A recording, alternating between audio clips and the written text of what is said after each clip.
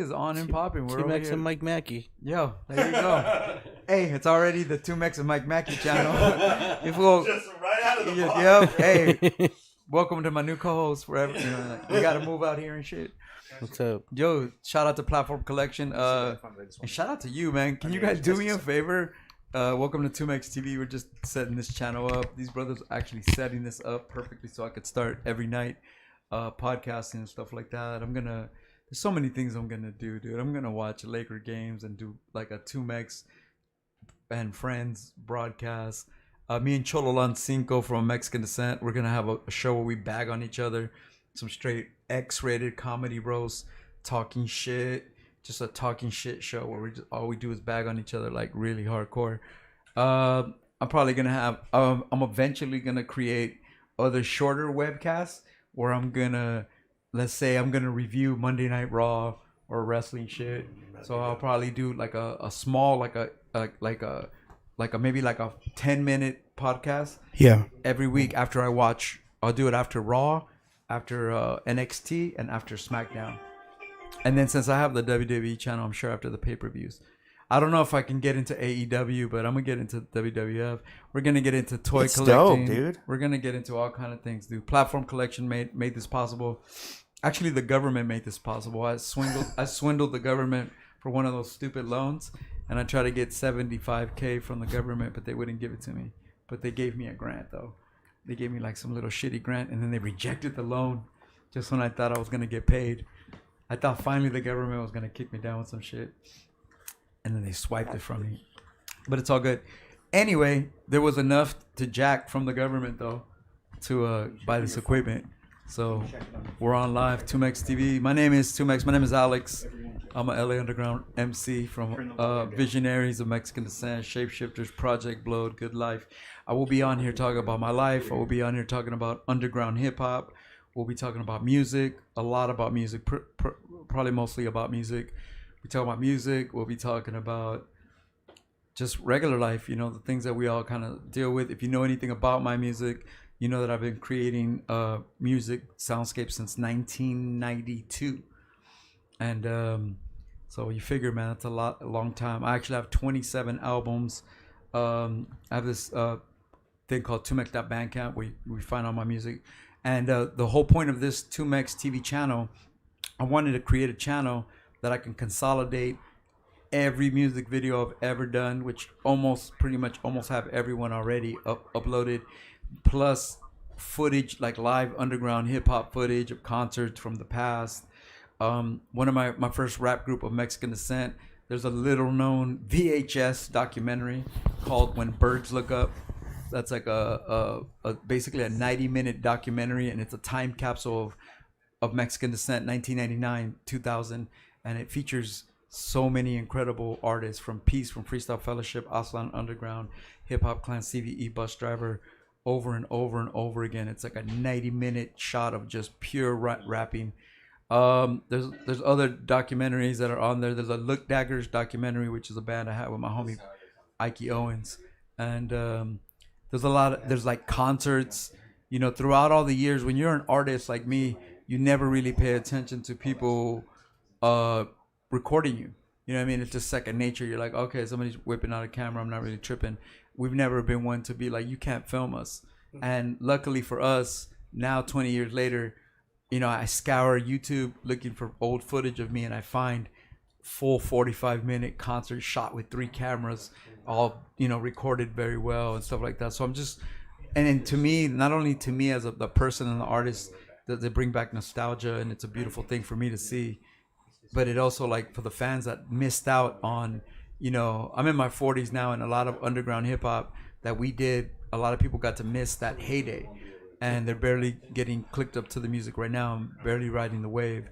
So these videos, these concerts, give you a really great idea of, rappers like Idea, rest in peace, Atmosphere, rappers from all over. The one thing about me and all of my crews is that we've always represented every part of California. We have family in San Diego, East LA, the IE, the Valley. I mean, I'm in rap crews with rappers from Seattle, Washington, Portland, Oregon, Texas, El Paso, New York, all over the world. You know what I mean? So the hip hop, I've been blessed enough to visit 26 countries, and other than Alaska, I've toured in every state, and I've just been dedicating my life to underground hip hop for about 25, 30 years. So you're gonna get a lot of that, a lot of crazy stories. Some of them are gonna be controversial.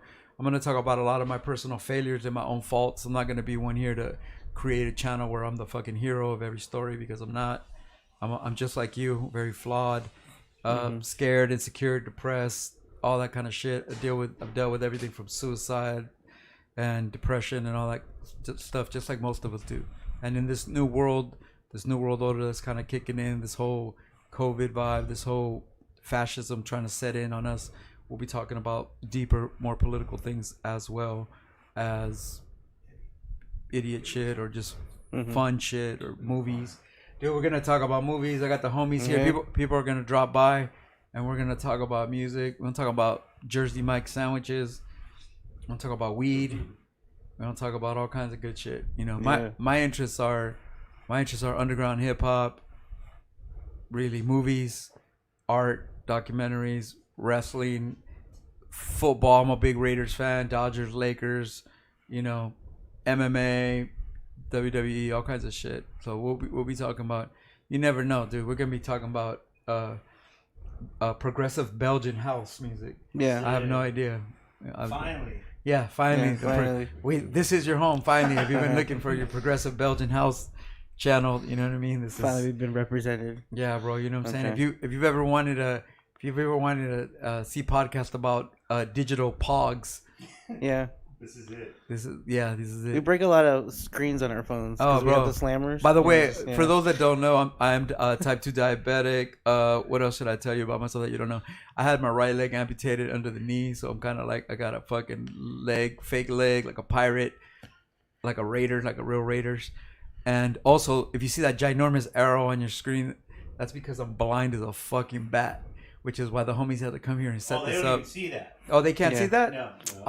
We're hiding it from them. Oh, you can't see this ginormous arrow pointed literally like. I told him before, I was like, a mouse that big is now just a rat. Bro, yeah. Oh, bro, this is like a look at this shit. It's like a you guys can see it.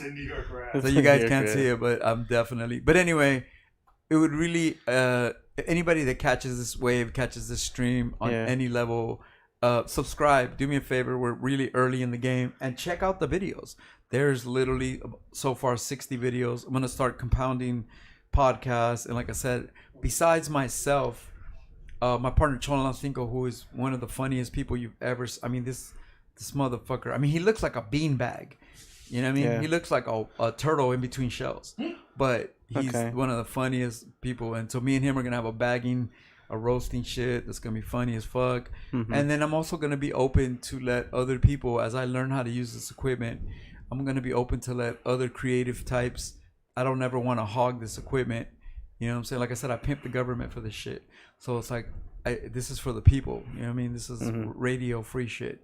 So radio. Yeah. So I'm gonna find other people once I learn how to use this equipment better and get a better handle of it. I'm going to find other people that want to create interesting podcasts and have them be able to use this. And so if you know anybody out there, if you're a friend of mine, if you're a fan, you want to hit me up on IG, 2Mex OMD, 2Mex, the number 2, MEX-OMD on Instagram. And it's right there on the screen. It's on the screen already. See, I'm that blind. Yeah. I just see shapes and bubbles and shit. So yeah, Instagram's on there, your YouTube. My Instagram, my YouTube, man. So look at that. I can't even tell. That's how fucking. This is like the Stevie Wonder podcast. So you know what I'm saying? This is the Mr. Magoo podcast and shit. But anyways, yeah, man. So there's gonna be a lot going on. This is almost like a test show, but I just wanted to break you guys down. I don't want to bore this shit out of you. I'm really mad, more interesting than this. Gene Flo says yo. Gene Flo says yo. Shout out to Gene Flo. There you go. The first person to ever say hello. Gene Flo. The first shout out to Gene Flo ever. Subscribe, my love. Word up. That's what the fuck is up. So yeah, it's going to be really dope. I'm going to get really comfortable. If anybody knows beforehand, on platformcollection.com, I had a thing called the 2Mex Hologram Podcast. How many episodes are up on that? There's about 30 or 40 episodes. Mhm. And all these episodes will be posted there too. Yeah. Oh, eventually they'll be on 2Mex TV. Mm-hmm. Yeah. So all that'll be eventually on the channel. And I used to have a radio show in K-Day. I currently have one right now in East Los Angeles, California, on 101.5 FM, KQBH, which is the Boyle Heights Arts Conservatory. Yeah. So, well, actually, I'll create another link for that too. So on Saturday nights at midnight, I have a show, and there's a little app for that. So there's a lot of things that I do, man. I'm mostly an underground hip hop, kind of like I try to be a pillar for underground hip hop. You know what I mean? I try to be someone that shares the 30 years of experience from being an artist to being a fan to a writer to a creator to a working for record labels to interning to being a street promoter to acting to being a concert promoter, a failed concert promoter, like every concert promoter that's ever been. Yeah. For every, I don't know, one. Writer. Yeah, soundtrack writer. I mean, I've been, you know, I'm a suicide counselor. This show might be on that level. Yeah. We might be on that level where we say fuck hip hop for a while and talk about real issues. You and your depression issues. In fact, we're gonna set it up where you can call in or Zoom, so I don't have to like try to squint and read this. There's a giant TV in front of me, but I still can't see it. Yeah. So I'm gonna, what we're gonna do is you'll be able to call in. Caesar Soto says what up. Caesar Soto said what's up. Filiano says take your shirt off. Filiano said take my shirt off. Man, you can see me through your living room right now. Yeah. Filiano, like, yeah. Tell your boy I said what's up, Nate. That's my front neighbor Filiano. Shout out to Filiano, one of the dopest. Nate, that's his kid. He can usually hear me. Naders, what's up, Naders? And he goes, what's up, Tim Mac? It's super cute. Aww. Anyway, but yeah, bro, you guys, man, I appreciate you guys being here for like another whole day. You know what I'm saying? Oh, yeah. Like, I literally paid these dudes a Jersey Mike sandwich and weed, and these brothers have come set up my future. Yeah. This is literally my future. You know what I mean? Yeah. So, man, I'm excited, bro. What's up with you? How do you know these clowns? I'm a producer out in San Diego, and I ended up working for Platform Collection. We work on the blog, as well as some of the media, some of the other things like that. So you're also an IT guy, right? So to speak. You know. Because I know these dudes only roll with IT cats to get things done. You know what I mean? Yeah. But we have our own network. We have programming on our own network. Let them know what it's called. It's Platform TV, Platform Collection TV on the IGTV. You can check out shows like Talk and Chop with Gene Flo, Nightmare Cinema with 7 Octobers. I have a bi-weekly web series called Mac and My Day every other Thursday. Oh, that's dope. Yeah, that's it's pretty dope. sweet. It's So about old school shit or what? I break down SP44 processes, and that's usually what I do. Give Dope. tutorials and stuff. Some hip hop shit. Did Curtis King used to have a show on there? I believe so. Yeah, and we work close with Curtis King. He was just in a podcast with the Crappy Awesome podcast that's on our network, and we're doing pretty big things, man. We're working with Thought Fest and man. Shout out to Thought Fest. And so 60 East. And you guys literally are creators of helping me launch my channel, and honestly, Platform Collection, the podcast that I did with them, is what really kind of wet my whistle on wanting to do this. I feel like Instagram, I hate Facebook now. Instagram, it's cool. I like Instagram. I use it, but it's just such a short like 60 seconds, you know? And this is something we can really kind of go long form. You guys can call in, you guys can video chat in, and we can talk about personal things. Like, it's more than an IG live, you know. We can really talk about you know, life and stuff and real things. And if you know anything about my music, like I said, I'm a LA underground hip hop artist. If you know anything about my music, I strive for more complex thoughts. I strive to make critical thinking music. My music's not necessarily about bitches and money, but it's more about life and a deeper shit. And in fact, a lot of the more politically astute stuff that I've written throughout my life is all manifesting now.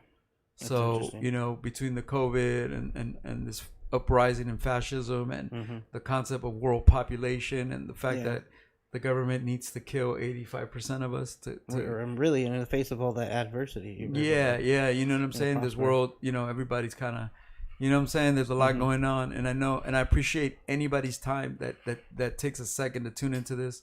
I will fucking be ever so grateful. And like I said, I'm way more interested in this. I'm gonna get the hang of this shit more, just like kind of you warm up and shit.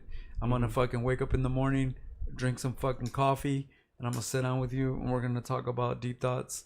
And I'm gonna try to do a podcast every single day, starting tomorrow when I wake up in the morning. I will do a podcast. Sometimes you'll see my parents here. They come to visit me. My parents are in their 70s, and they kind of like they're retired. They got nothing to do. So since I'm sick, like in the sense of being diabetic and going through dialysis and all this crazy shit, I just had a surgery on my arm. It's fucked up.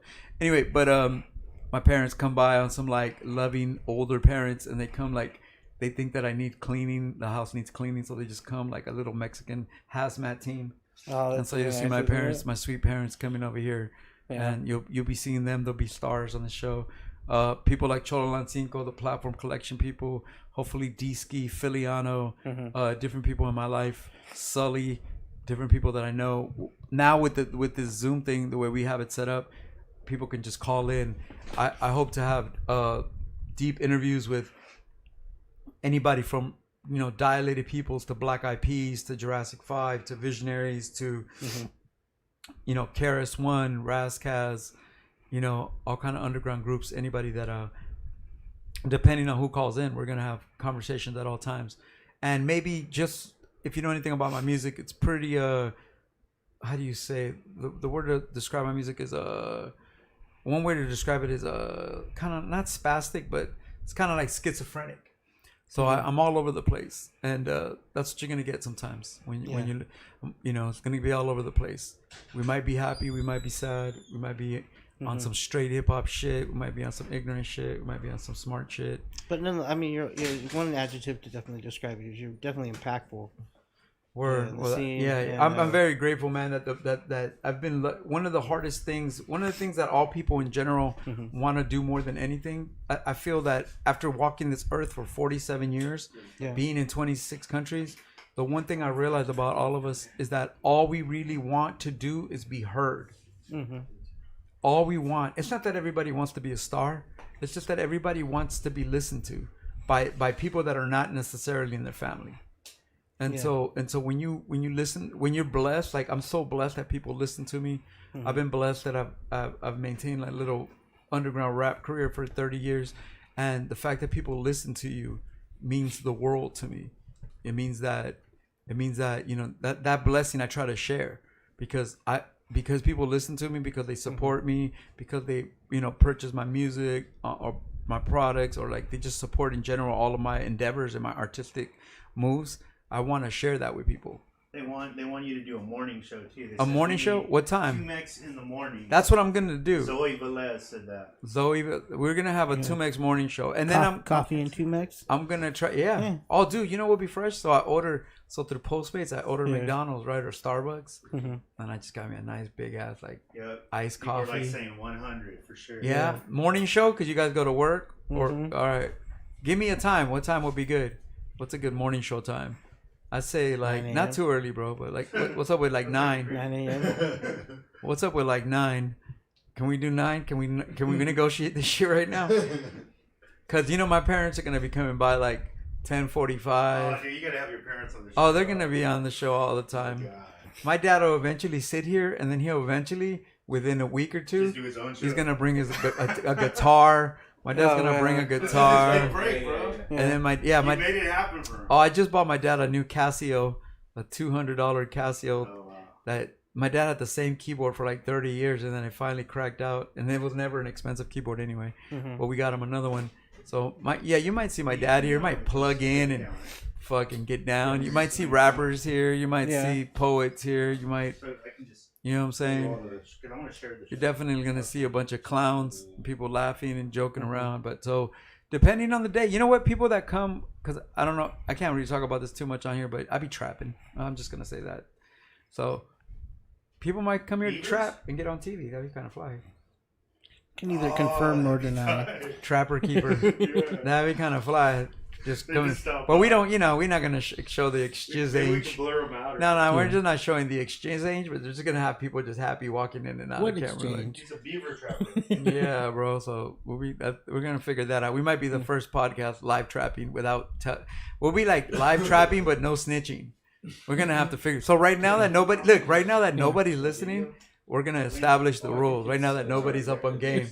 So from now on, we're just not gonna talk about it too much. But when you see people come and smile and just show product, then you know what I mean. We'll figure it out, bro. It's gonna be like a hustle. So we'll be the first podcast trapping. 2Mex is trapping podcast. So yeah, but anyways, I don't even know who won the Laker game. Fuck, there was like a minute left, so I don't even know if anybody's watching this because I know everybody was fixing on Laker game. So was I. We have a huge fan base right here. There's people in the chat room. Is there people in the chat room? Yeah. Anybody else saying anything in the chat room? I've got it, man. I'm blind as bad. I'm gonna need a co-host just to read shit. Yeah. So who's getting a lot of emojis. Yeah. Someone's asking to take their shirt off. Cesar Soto said nice. Philly wants to take my shirt off? Oh man, I'm cool. Cesar Soto. Cesar, nice. Maybe tomorrow. Cesar Soto said, "What's up?" Yeah, maybe tomorrow, bro. Don't worry, bro. I'll take my shirt off. At some point. I mean, I could hear him from his house. Are you talking to me from your house? 2Mex in the This fool morning. literally lives in the front house, and he's gonna be so Filiano will be a random guest, just trolling. You don't even have to come in the house. That's lazy. You know, you could at least walk like 15 steps back here. I need to take the satellite out. You know, the middle man bro. there. You could at least walk 10 steps over here. Hey, can we borrow some sugar? Yeah, exactly. So, you know, Filiano, at some point, Filiano will probably have his own podcast making beats too. You know what I mean? Oh, sweet. Yeah. Or like doing something and shit. You know what I'm saying? Just like, we'll have like Filiano stories where he talks about how he used to beat people up. Lakers down 20 in the fourth. Oh, Lakers down 20? Yeah, it's unfortunate. Oh, God. Oh, yeah. Yeah. Gene Flo said that. Oh, shit. Yeah, they were down Shout by... out to Gene for the accurate information. VIP today. Oh, yeah. Oh, yeah. Shout out to Gene Flo, the first person to get a shout out. Much love. Ever. TM Gene Flow. We'll be pushing your show. Someday people will make a statue out of him. Oh, yeah, bro. Just because he was the first person on 2Mex. This is fly, dude. I'm super excited. Bro, look at the ambiance. There's like a little red to the screen. Yeah, and it's shit. very nice. It's like a lounge. Dude, I feel like $100. Yeah. You know what I mean? I look like a You million. look That's a lot in you this look economy younger. right now. You So, look younger here, on you the know. screen. Dude, I feel like a whole Bitcoin. You know what I mean? That's how good. Yeah. That's how good it feels, child. We could get but yeah, man. I'm just gonna go on here sometimes and just bust gangstar lyrics. We're gonna do DMT karaoke. Oh, where, yeah. where I'm gonna. Hey, dude, can you talk about your recent DMT trips? Recent DMT trip. You've been doing it. Did you yeah. do it with Jack too? I do it recently? every week. Yeah, I do the DMT every week, bro. Why? Somebody told me because it feels good. Somebody told me that they did DMT and it brought their eyesight back, and I'm having problems with my eyesight. So I went and hit it just to see if it improved my eyesight. I don't think it did though, but it was fun. I'd be worried it'd be the opposite. DMT is awesome, bro. It's like hitting Yeah. a spiritual jackpot.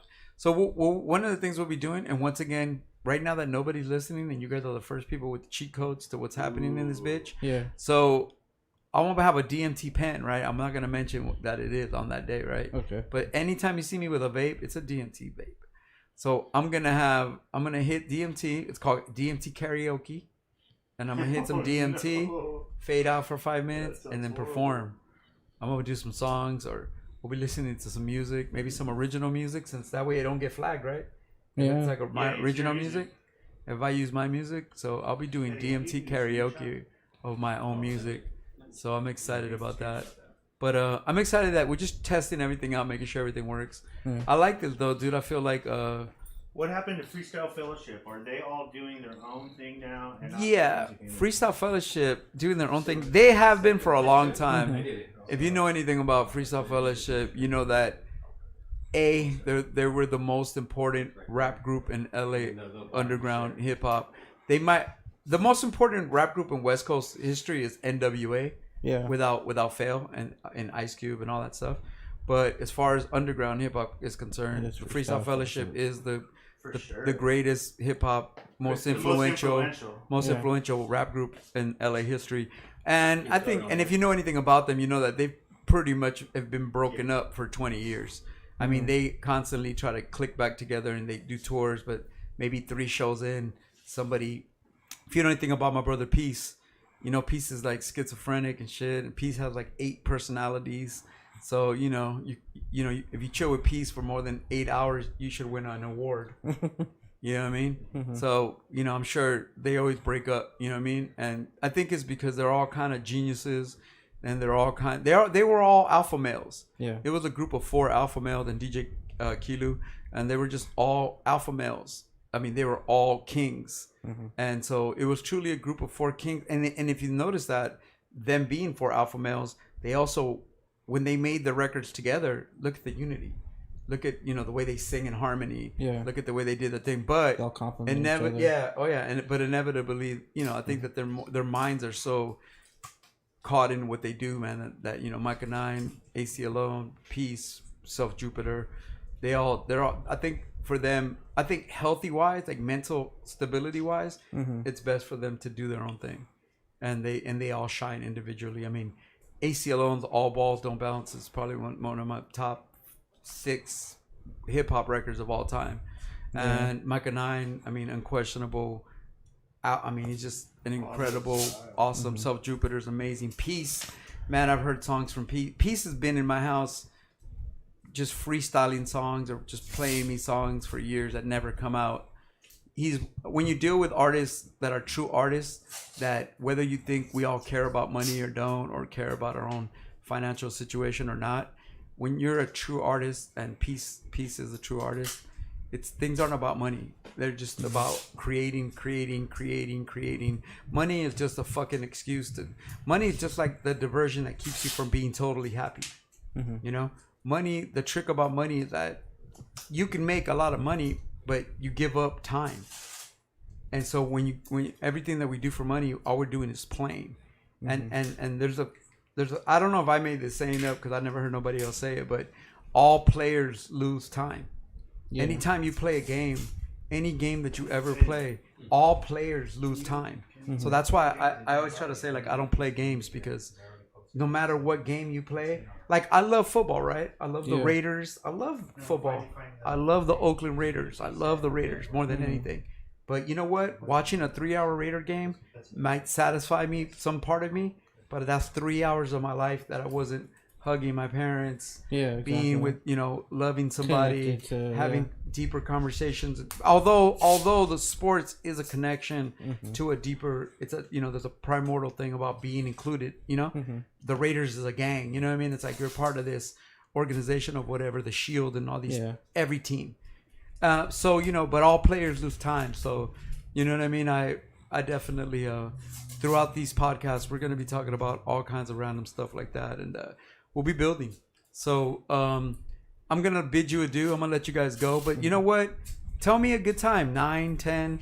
I think we'll be having a morning show. Yeah, you want the rush hour? There's a bunch of people like oh, really? sharing it and trying to tune in. All right. We'll stay on the line then. Fuck it. Oh, sweet. Man. Yeah, fuck. You know what? The fact that you guys would tune in during the 4th quarter of a Laker game, I got it right here. Yeah, look at this guy. He said he loves the Lakers. There you go. Master said what up. Yeah.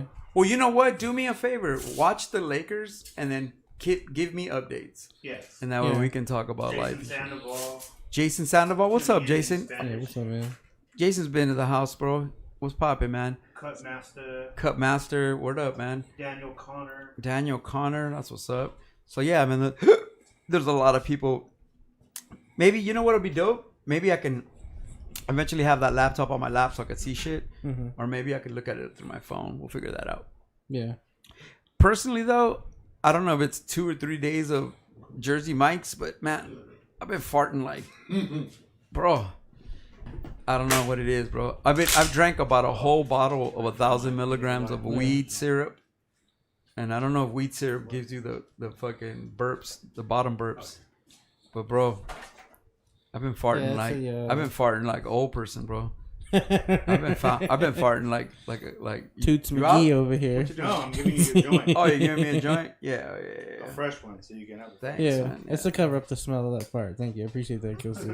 Always working. Always thinking. He's always 2 steps ahead. Oh, dude, my fucking I leaned into the my fan farts hella hard too. my farts smell like somebody threw a bag of bad onions into a bag of spoiled eggs. I know what you're eating, man. When I fart, it smells like the gardens of Buckingham Palace. Do they? Okay, yeah. What do they smell like? It's just fresh. It's like, a scent. British, nice and Britishy. No, my farts smell like garbage. They smell like a lot of roses. Hot garbage. Yeah. You know what's the worst? When you have a lady friend over, maybe your special lady friend. Mm-hmm. With my wife, yeah, sure. Yeah, there you go. There you go. And Oh no! do you ever have that situation where like I'm just like will you leave, bitch, so I can fart? Oh, in the No beginning one? of our relationship, No one? I used to like hide in the other room, like excuse myself. Oh yeah, I would Oh, go yeah. outside. I would go Instead of fart. outside. I would make up an excuse to be like, "Oh shit, let me go check my mail." Not now though. Not after after 15 no, years. no. Now I can say her name if I can fart her name. Oh yeah. Well, the deeper you're in a relationship, you know what I mean. Like the farts just start letting go. Like she can recognize my farts, as dialect. She can tell when I'm in trouble. When you don't roll the window down and you fart in a car, that's when you're like, "Oh shit," Oh, And yeah, you know no. what's next after I that, value bro. my life, so I wouldn't do that. Hey, bro, if you fart and don't roll the window down, you know what's next, right? Oh, what's that? The minivan. Oh yeah. That's it, bro. Yeah, he's been there. Oh, I'm already doing drive-bys in the minivan right now. See? Oh, you got Yeah. kids? You got kids? See, I don't Oh, even know yeah. this about you. How many kids you I got? got 4. 4 kids? Yeah, I got 4 under 4. Damn. I'm potent as hell right busy. now. Getting busy. Damn. Don't ever shake my hand, bro. Damn, that's fucking. Yeah. Anybody want to get pregnant? Kick it with this fool. Stand by him. Damn. So now's the time in life for you to write the diet book of what keeps you. Call you know what I mean? Like, Yeah. It's time to write a book called. Super Sperm. Yeah, you beat me to it. That's what I was gonna Oh, call the man. book, Super Sperm. So yeah, you know what I mean. Like, damn, this fool's potent, man. Yeah, man. These fools are going off in the chat room. Where are Take the chat room. man? I wish you would have been around with all the girls in my past that wanted me to get them pregnant. I could have thrown them at you, bro. You could have populated this Oh, whole and city. I got beautiful kids too, man. They're Yeah? all photogenic. They look little models. That's what's up, bro. Yeah. Oh yeah. Somebody's Way out of my league. somebody's got to look good, bro. Oh, dude. They take after their mom. Bro. I think women are afraid to commit to me because of my bad hairline, but I tell them that it skips a generation. So like, Yeah. my kid's gonna have great hair. Yeah. My grandfather that motherfucker was bald, and then my dad's 75 with pretty much a full head of hair. Oh So, yeah. It definitely skips a generation and made me like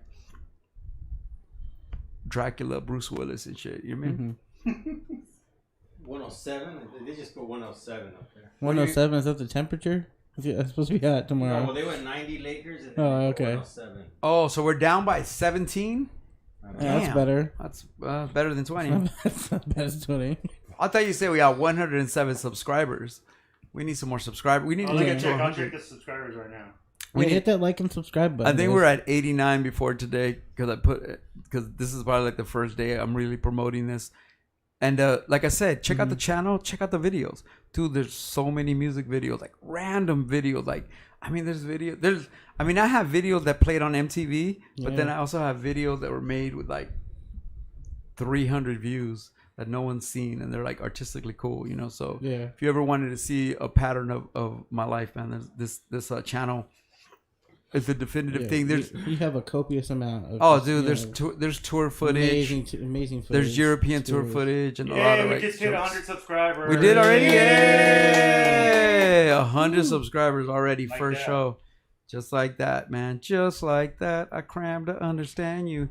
It's funny because we're just watching the Sports Fury and they just fucking had 100,000 subscribers and they were crying, dude. And I was like, really, like, man, Yeah. that's where I want to get to that world. You know what I mean? Yeah, it's pretty amazing to see that in real time too. It was not really nothing.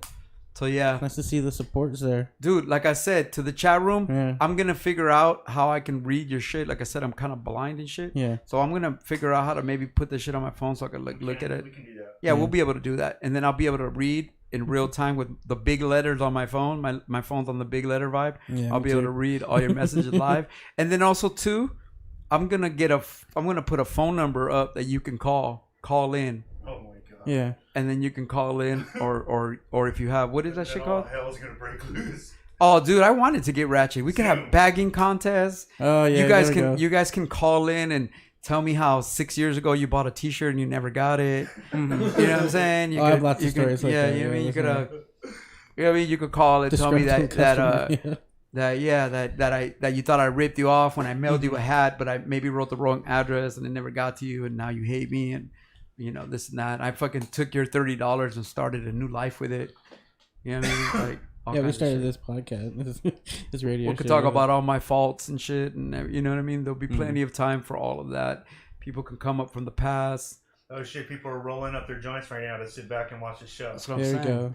Damn, so you can't get off, Alex. Oh no, I'm not gonna get off the fuck it. We'll stay on the line. Yeah. Let me get that lighter again, though. I can't believe my lighters are getting It's the one thing we couldn't afford. No, I know, dude. No, we started to expand. Yesterday I was by 7-Eleven and I told my homegirl Jay, I was like, man, hit 7-Eleven and buy me 5 lighters. Yeah. But she didn't. But I need to do that.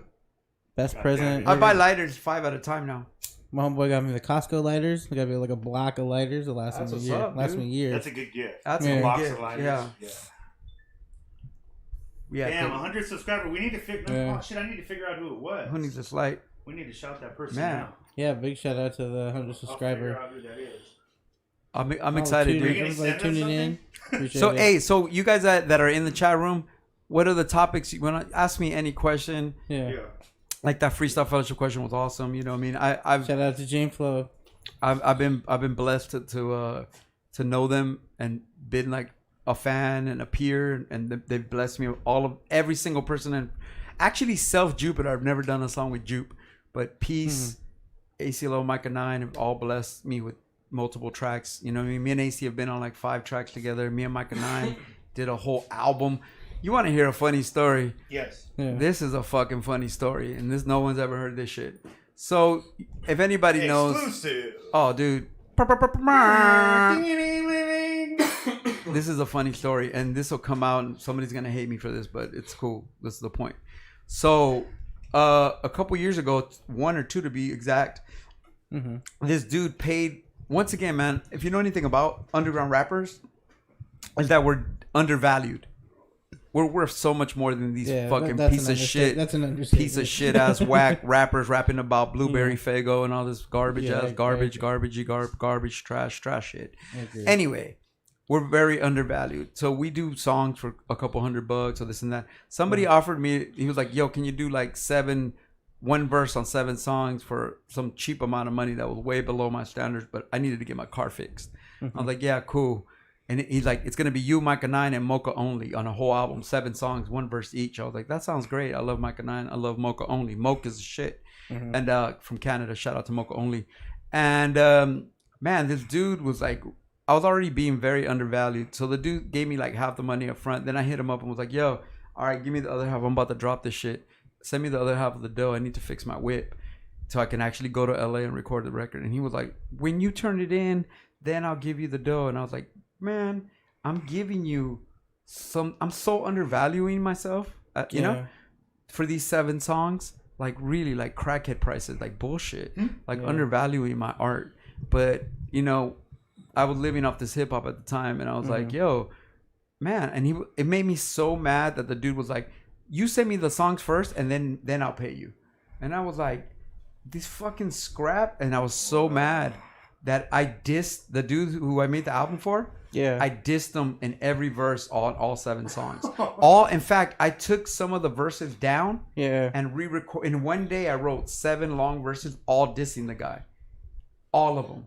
Every song is like subliminally dissing him. And so I went and recorded the song, all the songs. I sent him my part of the album already had Micah 9 and Mocha Only on it. I sent him all my shit, right? Yeah. And then he paid me. And then I was like waiting for him to review, you know, to hear what he says about the songs, right? So then he calls me, he goes, yeah, I got him. He's like, yeah, is it me or are you, I don't know, are you like dissing me on the first song? And I was like, oh, you're obviously not paying attention. I'm dissing you on every song. And then I told him, in fact, I took all the verses down and just rewrote verses dissing you for undervaluing me and treating me like shit when I needed that other half of the dough to fix my car. And anyway, I don't even know if the record came out. I sent it to him, and I told him, if anything, the record is worth more because that story, right? Yeah. I was like, if anything, you should put that shit out and be like, damn, 2Mex Dissy on 7 songs? That's kind of fresh. Pigeon John stories, please. Pigeon John, oh man. Wait, who's your favorite member of Menudo first? Easily Ricky Martin. Nah, you know what? Nah, I like Living for La Vida Loca. Not love Ricky Martin? I'm too underground to say Ricky, bro. Now you know which one? You know which one was my favorite? That fucking bucktooth Salvi curly hair. Of course. Mario Lopez has. Of course it is. That Jerry curl ass fucking Pedro Morales looking ass motherfucker. I know who you're talking Anyway, so Pigeon John stories, right? about. Yeah. Oh man, who said that, by the way? Anybody? Who said that? Zoe Zoe? Zoe, you Zoe Velez. Zoe Velez, you know me. You know that for years I've said Pigeon John's my favorite rapper. He's one of my favorite rappers. Yeah. Other favorite rappers of mine include Otherwise from Hip Hop Clan, Black Forest, Pasta News, AC Alone, etc., etc. Guru, Grand Puba. Anyway, Pigeon John stories. Okay, well, my favorite Pigeon John story, I'll tell you my favorite one. I'll tell you two of them that are really funny. One of them involves the N-word, so maybe I can't say it because now, even though I'm Mexican and I grew up saying that word, people get mad or something. So we'll figure out how we work that because I've got to be conscious of people yelling at me. You'll get demonetized. I'll get demonetized if I say that, but I'm black. I can say it for you. Anybody? Oh yeah, he's black. He can say it. No, it's cool. I mean, I'm Mexican, bro. I grew up in Mid City, so that word comes out of my mouth a lot. I gotta check myself. Anyways, so one of the stories involved that, but I'll edit it. Anyway, so my favorite Pigeon John story is The Good Life, circa 1992. And if you knew anything about The Good Life Cafe, it was a Muslim health food stand. It was an open mic stand. Okay. And, you know, a lot of Muslim, a lot of 5% teaching. That's when I first learned about even the concepts of Islam and, you know, all that kind of stuff. And I could respect it. Long story short, Pigeon John, who's Christian and who's mixed biracially black and white, would be at the Good Life rapping. And they would be kind of dissing Christianity. There was a subtle, you know, there was white versus black culture back then. It's the 90s around the riots. Mexican versus blacks, Asian versus blacks. It was some crazy shit going on. Christians versus Muslims. So the Muslims, people that would kind of be dissing Christianity, Pigeon John went on stage and said, how can I call my mom a devil when she makes me pancakes in the morning? And he shut everybody up. And that's how, like, he was so earnest in his heart when he said that. How could I call my mom a devil when she makes me pancakes in the morning? And he just and just that little ray of love, you know, it taught me a lot. You know what I mean? Yeah. And that's one of the, before I even really, I mean, I was already a fan of Brainwash Projects, the Ride the Dolphins cassette. I don't know how deep you go with Pigeon John and what was the name of his crew? Fucking LA Symphony and fucking Brainwash Projects. Shout out to Be Twice and everybody in LA Civ. But all you know, I was riding with them back then when that Muchas Muchachas and Muchas Muchachas. That shit was really dope. Anyway, that's one of my favorite Pigeon John stories. The other one is the funniest shit is I was on tour with AC Alone and King, and I don't know if it was Cookbook, but somebody sent King a fresh YouTube of like just days before of Cookbook and Pigeon John on stage, right? And they're performing like in Arizona, and it looks like they're playing. You can't really see the crowd, so it's maybe not like a big crowd, but you just see the stage and it's Pigeon John and Cookbook, and they're doing a song called Gangster. Have you heard that by Pigeon John? I'm so gangster. Yeah. I'm the real, right? I'm so gangster, whatever, right? And no joke, dude, they're doing this song and Cookbook's rapping, whatever. And right as Pigeon John's about to start rapping, he literally trips over a monitor cable. I mean, and he violently falls. Like he literally trips over the speaker and falls into the crowd, like off the stage. Yeah. He like falls. Like, I mean, I'm like, blam. I mean, all of a sudden the music's still playing. You see Cookbook like, oh, and you see Pigeon John, and then like 3 seconds later, even though Pigeon John's on the ground, he's like, keep it going, Nick. And he just yelled that like, but he sounded like Jimmy Walker from Good Times. Oh yeah, like keep it going. Question? Yeah, I'm ready for another question. That's dedication right there. Hey, shout out to OG Chip Off Eddie with the taping of the word up. Chords Who on the were ground. your favorite underground Bay Area rappers? Ooh, that's a good question. I mean, my favorite of all time is Del the Funky Homo Sapien. Yeah, I was very influenced by him, even though we grew up in the same era, kinda. But I remember when 12th grade was over. I'll never forget this too, because this is like some of the funnest times in my life. Me and like 4 or 5 friends from high school. It would be a big thing. It's Friday, right? Yeah. It's Friday night. Where do you go? Warehouse Music. Yeah. Where do you go? Music Plus. Yeah. Where do you go? Tower Records. And I think we went to Tower Records in Santa Monica or Marina Del Rey. And I bought I Wish My Brother George Was Here on cassette.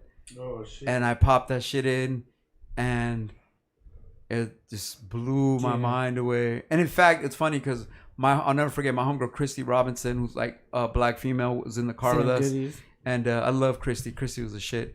Christy was extra sexy because she was like the black homegirl that got with the Mexican homie, Emilio. So you were like, ooh, biracial couple. Anyway, you didn't see that shit in 90.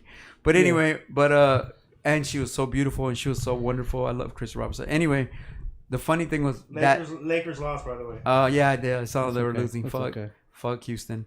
But yeah. So Christy was so like cool as fuck. But we popped that album in, and what one of the album songs is dark skinned girls are better than light skinned girls ain't better than dark. And Ice Cube's in the back. I disagree, homeboy. Like it's super dope, right? It's like because Ice Cube and Dale are cousins.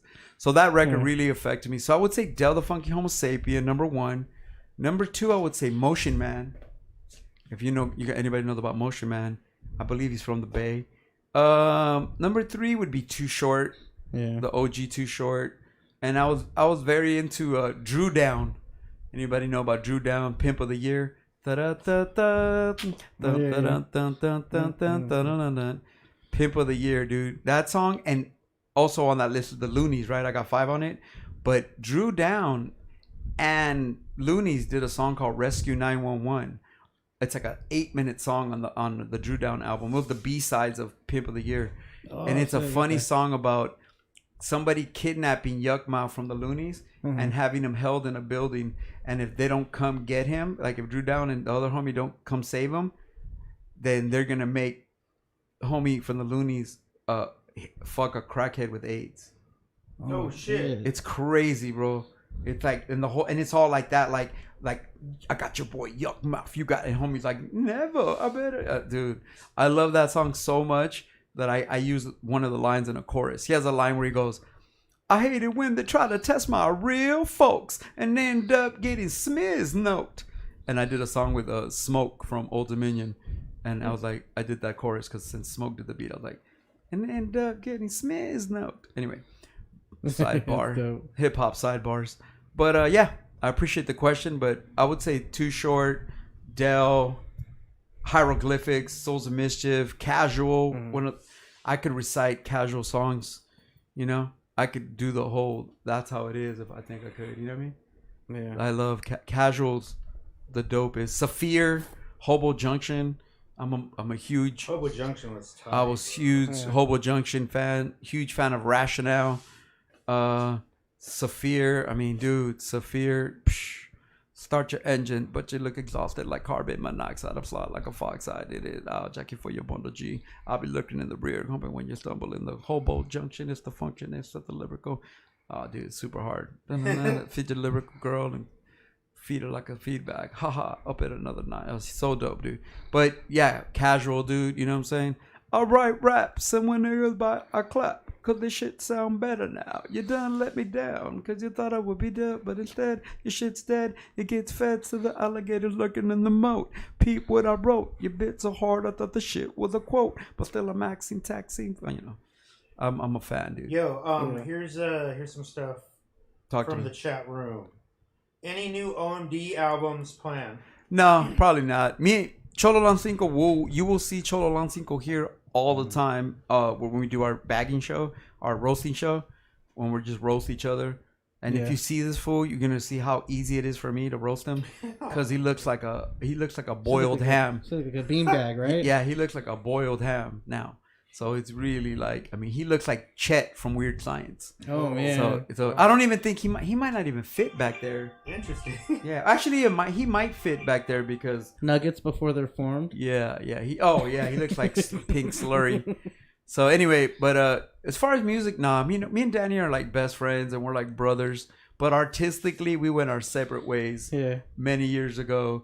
And if you notice anything about A Mexican Descent, whenever you hear a song, it's like two different takes on the same subject, It was like we were always two solo rappers on a song together, So me and Cholo Cinco were brothers and we're best friends, but yeah, music we're not really into me. How many songs done on the Evidence project? You have None, dude. What? Not to bring up that subject, but around the time when I was gonna start doing that is around the time when Mikey lost his lady.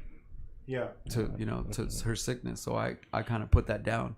To be honest with you, I had been hitting him up, and he told me I'll produce an album for you for the homie price, and I was starting to get the motivation to do it, but then it was really around that time.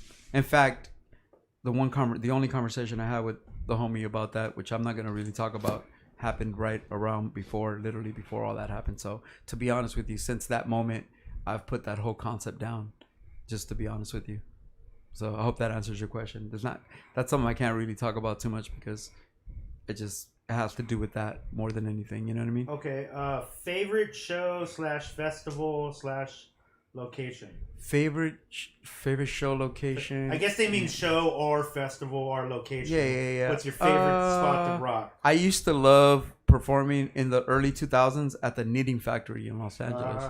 Yeah. It was a perfect. It was kind of like a mini House of Blues. It was a beautiful place. The sound system was immaculate. The bartenders were all the homies. The security, we'd have fights with the security, but it was cool. We could park anywhere. I mean, there was a period of 2 to 3 years where we ran that spot. I mean, there was a hip hop show 3 times a month there for 3 to 5 years. Yeah. I mean, real hip hop. You would see Atmosphere, Idea, Ari the Rugged Man, The Far Side, every group under the sun. Yeah. Everybody would come to the Knitting Factory, and then us as local LA artists, we would be there a lot because either we'd be headlining our own specialty shows, or we would, all the out of town homies would always want us there. So we'd open up, whether we were a bigger or a smaller act than the homies, we would go open up and show support to our friends. Yeah, that's cool. So, I would say the Knitting Factory circa 2002, 2005, around there was awesome. Yeah. Also, you know what? I have to give a lot of credit. Some of the best shows ever have been at the what do you call that shit in Santa Ana? Which one? Original. The observatory. Oh yeah. The observatory in Santa Ana. There's been, shout out to Out the House Productions and shit. They Back to Basics were always great, Mm-hmm. Other than one little incident I have with one of my rapper friends that I don't talk to him anymore because this fool DM my girlfriend 4 days after meeting us. Grudge. But fucking anyway, but you have a favorite country to perform in, or is it here? No. Oh hell no. My favorite country to perform in is not here. It's fucking damn, that's a good question. I would say my favorite country to perform in where we had just an incredible times was France. I want to say Athens, Greece, but I'll have to say France. Nancy, France, Lucerne, Paris. I think France was. Germany also was always very receptive to it, but France. Nancy, France. I mean, dude, shout out to Seven Gang. And Nancy, France. That's like a big tagging crew out there. They're like a gang. They would fucking always show us love. They'd let us stay with them. They'd make us weed cakes. They would try to throw women at us. They fucking what else they do? In the morning they'd go steal donuts and croissants for us, like out of respect, on some mafia shit. They'd be like, let's go get some fresh bread and that's croissants. quite considerate of them. Oh, bro, they would go run up in a bakery and jack shit and be like, present it to you like on some mafia shit, like really dope. Shout out to Seven Gang. Baguettes. But I would say I'll do France was amazing, bro. My best times were in Paris, France. Shout out to Pixter. Shout out to Foundation. Shout out to fucking all the homies, dude. That fucking all the fucking homies from Arizona that we ended up touring Europe with all the time. You know what I mean? Mm-hmm. Those are the best days of my life on tour were waking up in Paris, France at 7 a.m. to the smell of fresh bread, walking across the street from our loft for 85 cents, buying a loaf of bread and some butter, going back. And then walking up while you're eating the bread, walking up a cobblestone road, and getting a crepe for $2. Nice. And then the dopest shit was they would have these rotisserie chickens, right? Yeah. Like they would be cooking these Cornish game hens, and they're like slow roasting them on a spittle, and all the chicken fat and the juice from the flame roast would fall into a whole thing of baby potatoes. Oh. All the chicken grease, and so for $2. You get a little handful of chicken grease potato fries with a little bit of Wow. with a little bit of like Himalayan sea salt. That sounds amazing. Tell me for $2, and that's That sounds every day, fun. 7 days a week. You could, when we were living in Paris, we could eat for like $7 a day.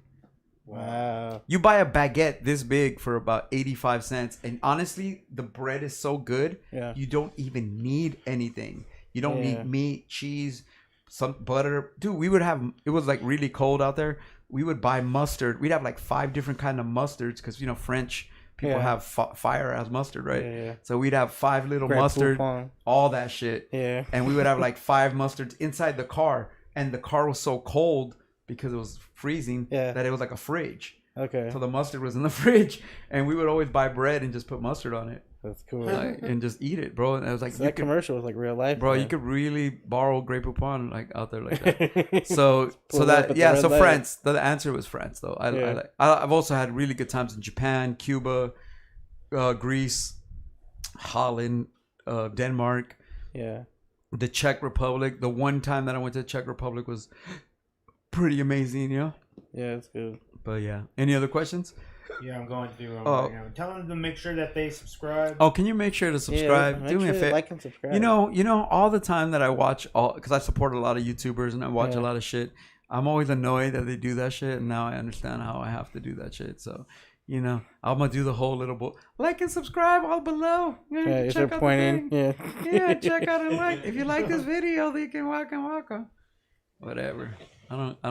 I really truly though understand that I truly don't give a fuck if you subscribe, but if you do, I appreciate it. What is your craziest tour story? Oh man, X-rated or regular? I mean, it's the first episode. You should go X-rated right off the bat. Look Yeah. at you trying to sell me out. I'm just saying, bro. Like for the people who tune in, Kill like, C-Ray was like, I'm Kill saying, C-Ray was like, I see this channel as an I'm OnlyFans producing. channel bro. I already said for that. for sus. I told him you He's need like- more subs to uncross your legs. He's like, I see this more as an OnlyFans channel for Yeah. sus hip hop fans. No, I'm just kidding. Anyway, craziest tour story. Man, there's so many, bro. I mean, there's like a lot. We're gonna do multiple shows, 2-hour podcasts on tour stories. So let me think of one. What is the craziest tour story ever? All right, I'm gonna tell you one, and that we said this one before, I think, on the podcast. It's okay. All right, I'm It's gonna a whole break. new platform. Are you ready for Yeah. this one? You guys want to hear this? Is there Yeah, I people wanna in hear the it. chat room listening? Yes. All right, Yes. all right. They're I'm all gonna- ears. This right one, this one's really fucked up. This one's really fucked up. You Okay. ready? This one's show you how much of a piece of shit I am. All right, so I forgot the year, but South by Southwest is happening, and it's around the time when I had signed to Sage Francis's Strange Famous record. So I had a house party in Dallas, Texas, and a show in Austin the next day. So I did a little house party, and it was really dope. It was fucking, man, Dallas, come on, Arlington, fresh house party, fucking just the most beautiful vibe. People were cool. That night, I met this woman there, and beautiful, striking, intelligent. Oh my God, like you've seen what an incredibly beautiful Texas Chicana looks like, right? Just from I think she was from El Paso too. She wasn't from Dallas. Just wonderful woman, intelligent, dude, incredibly smart. She, I won't get too much into her business, but she did community service, all this crazy shit. Mm-hmm. Anyway, kind of was enamored, and was like, we talked, and then I kind of had the vibe when you see a woman that's desirable, right? Mhm. You know that 6 dudes in the party love her, right? Yeah. 2 of her ex-boyfriends are in the house. There's a dude stalking her. You know what I mean? Yeah. There's like 5 extra dudes from the past that are just like, I love you. And you just know, I know that. I'm not trippy, whatever. It is what it is. Every woman, by the way, all fellas out there, Yeah. your woman, even your wife, dude. There's people that just they've always been in love with your wife, or always been in love with your sister, always been in love with your girl, always been in love with this. Yeah. There's a famous saying that says, you never lose your girl, you just lose your turn. Oh. So, and I think that's to be true. Anyway, going back to the story. So met this woman, whatever. We didn't spend the night or nothing like that. We just talked, got her number. The next day, I was like, yeah, I got to go to Austin. I didn't even have a ride. I think the promoter was like, I'll take you to Austin. And I was like, yo, you want to shoot me to Austin? Like, I'm gonna play at South by Southwest with Sage Francis and Ike Owens and Free Moral Agents and all this shit. Like got a kind of a big showcase out there in the day, and it's gonna be fresh. It was a Strange Famous Records showcase. So we talked, and I convinced her to take me out there, do the show, have fun. We kind of like really just hit it off. So I kind of stay out there for a couple days, I was like, fuck it, I'm gonna catch a later flight back, a little romance, we're talking, this and that. And then I go home, right? After a couple days of being there, she was like, oh, you're going home to LA to grab your stuff so you can move back here? Oh wow! And I was like, it's 0 to 100 and real quick, isn't it? Man, it was zero. It was 0 to 100. But fuck, that 100 was half-ass worth it, bro. Yeah, you're very tempted. Very I mean, you're just like it was. I mean, it wasn't anything like we weren't having sex or nothing like that. But it was just like, wow, like. And then even out there back then, she was like, I can get you a 1-bedroom apartment for $250. Holy shit! Wow. You know what I mean? And I was like, damn. And everybody, all of her friends were artistic, and it was cool, really fresh. I was like, oh man, what a progressively dope person. Anyway, but I had to go home. I had a life. I have my parents, a life, a place. And so I said, you know what? I mean, I'm like, I'm not coming. I'll come back, but I'm not coming back like in a couple of days to grab my shit and move here. Yeah. And so that made her really mad. Oh, like, really mad. Just put off by the. I remember. Put it to this way. So like I said, I decided to stay there a couple of days, right? Yeah. So let's say I said 4 days or some shit, right? Okay. By the time that last day came, before that, I still had 24 hours before I left. We had already had this fight. Oh man, and that's real love, right? And there. she kicked me out. Hey, it's pouring rain. Yeah. Oh, in the rain too. Hey, oh, Jesus, I'm sitting there. I'm sitting here with a. I have a suitcase with my merch and my clothes, and I'm in the pouring rain. Here's looking at you, kid. I had to walk. Hey, I had to walk. Let me tell you, to get a cab, because this is before Lyft and Uber. Yeah. To get a cab, I had to walk 2 miles in the pouring rain in the day to go to a gas station to call a taxi to go get a hotel because she had already kicked me out. Anyway, so basically that was over, and it was like a 3-day thing. It was cool, but whatever. So that was that. Fast forward to the next year. Now I'm on tour again. I'm actually on tour supporting that record, and I'm not. If you know me, I toured so much that I never cared where I was going. I never looked at the book saying like, oh, Tuesday we're in El Paso, Thursday we're in Dallas. I don't even know who was promoting the shows. Mm-hmm. Oh, now we're on our way. Fast forward a year later, we're on the way to Dallas, to Arlington, to play at a movie theater, right? And then I look at the book, right? When you go on tour back then, there was like a master book, and every page was like, venue, this address, promoter contact, how much are you getting paid? What's the guarantee? The door deal, hotels, yes, no, money, verbatim. What do you call it? Per diem, all that shit. So anyway, I look at that shit. I mean, we're literally 2 hours. This is me, by the way, on tour. It's me, Satire, and LAJ. Damn. So cool. This is that tour, right? Yeah. So fucking so long story short, I look at the page, and when it said promoter name, it was the woman. And I was like, oh shit. I was like, oh shit, it's her. I was like, oh, crazy, right? So we get to town about 5:30, like, before even like you can go into the theater and do a sound check. Yeah. We get there and I'm like, hey, what's up? She's like, hey, dude, let me tell you. Super duper loving, like if we never had a fight, right? Like you didn't know that I booked. I was like, I didn't know you booked. I didn't know you're the person that booked us and are paying us like $1,000 or whatever to do the show, and until today. And she's like, oh, I know, because you didn't call me or whatever, this and that. Long story short, let me tell you. So I tell these dudes about her. I'll tell my homies what happened, and they're like, oh, that's crazy, right? They're like, oh, that's romantic that she booked you because she wanted to see you or whatever. Mm-hmm. No joke.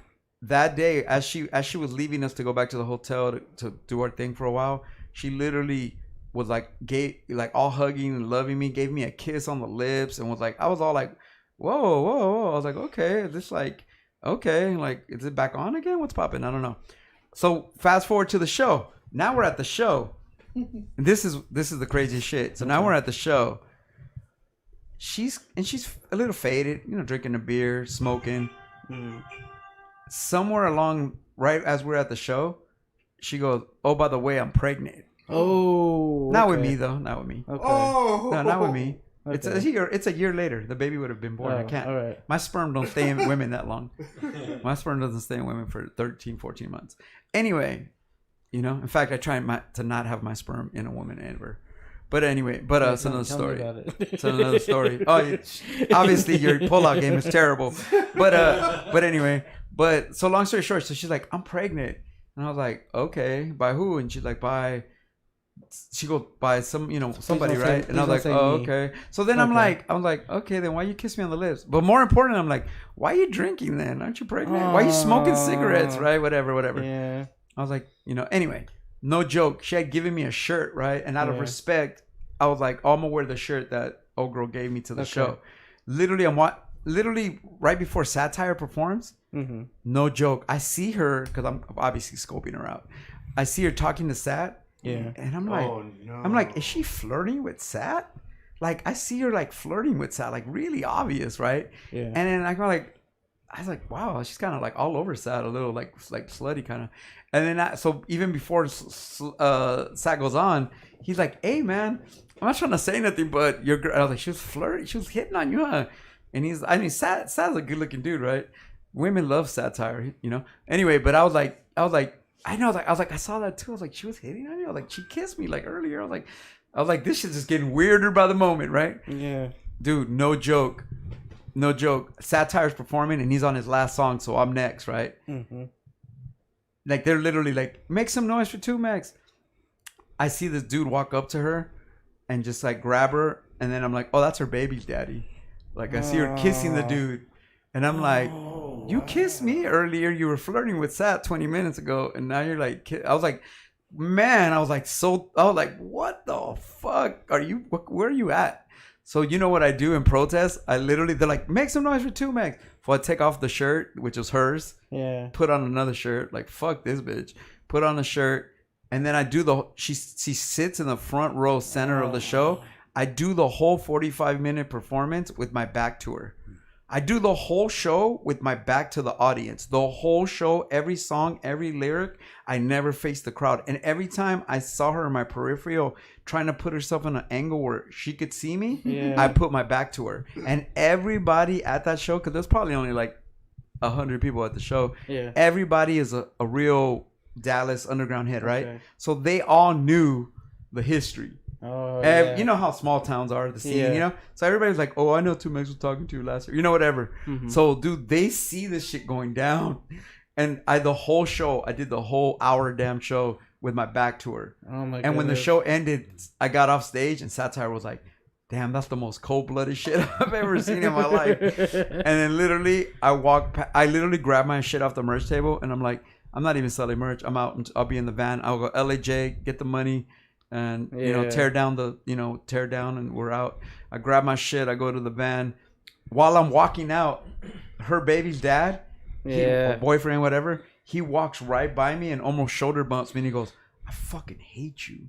Oh shit. And I'm like, I don't even know you. I was like, I don't even want your lady, but I don't even know you, bro. Tell me, is this a weird story or what? Are you guys captivated with this bullshit? Anyway, it gets a little worse. Yeah. And so we're like, it gets worse. Oh, okay. Bro. So then I go back to the van. Yeah. And tell me the baby's in the van. Oh yeah, she pulled the baby out of pussy 3 months early to fucking show it to me. No, I'm just kidding. No, I'm just kidding. But this is what you could have. Did you low key make sure they didn't resemble you? Just to double check? It was mathematically impossible. We didn't have sex that 4 days. We macked, Yeah. We were macked. That's another thing. I give her credit for not having sex with me for 4. You know what I mean? It was like I'm not easy. You're giving a woman credit for not having sex with you. No, I will. I'm saying like it was like right away. It was like a romance builder. No, she was on some like she was like, don't think you're gonna have sex with me and think you're just gonna leave town. You get me? Oh yeah, it makes a lot of sense, and I respect her for that. Yeah, we actually became friends after this. Years later, we became friends after this. So that's good. That's a good shout out. You know who you are. I don't want to mention your name, but you know who you are, and I have nothing but love for you now. We grew past that shit. Anyway, so that night you were tripping on my love. Anyway, so the dude like, I fucking hate you. I'm like, what the fuck, right? So then she goes to her car, and her man left her a note talking shit to her. So then he leaves. So now she's upset. Yeah. And I'm like, oh, so this is the thing. So I'm like in the van, like, yo, let's get out of here. Let's go to the hotel. Who has the keys to the hotel? She does. No. And then on top of that, who hasn't paid us yet?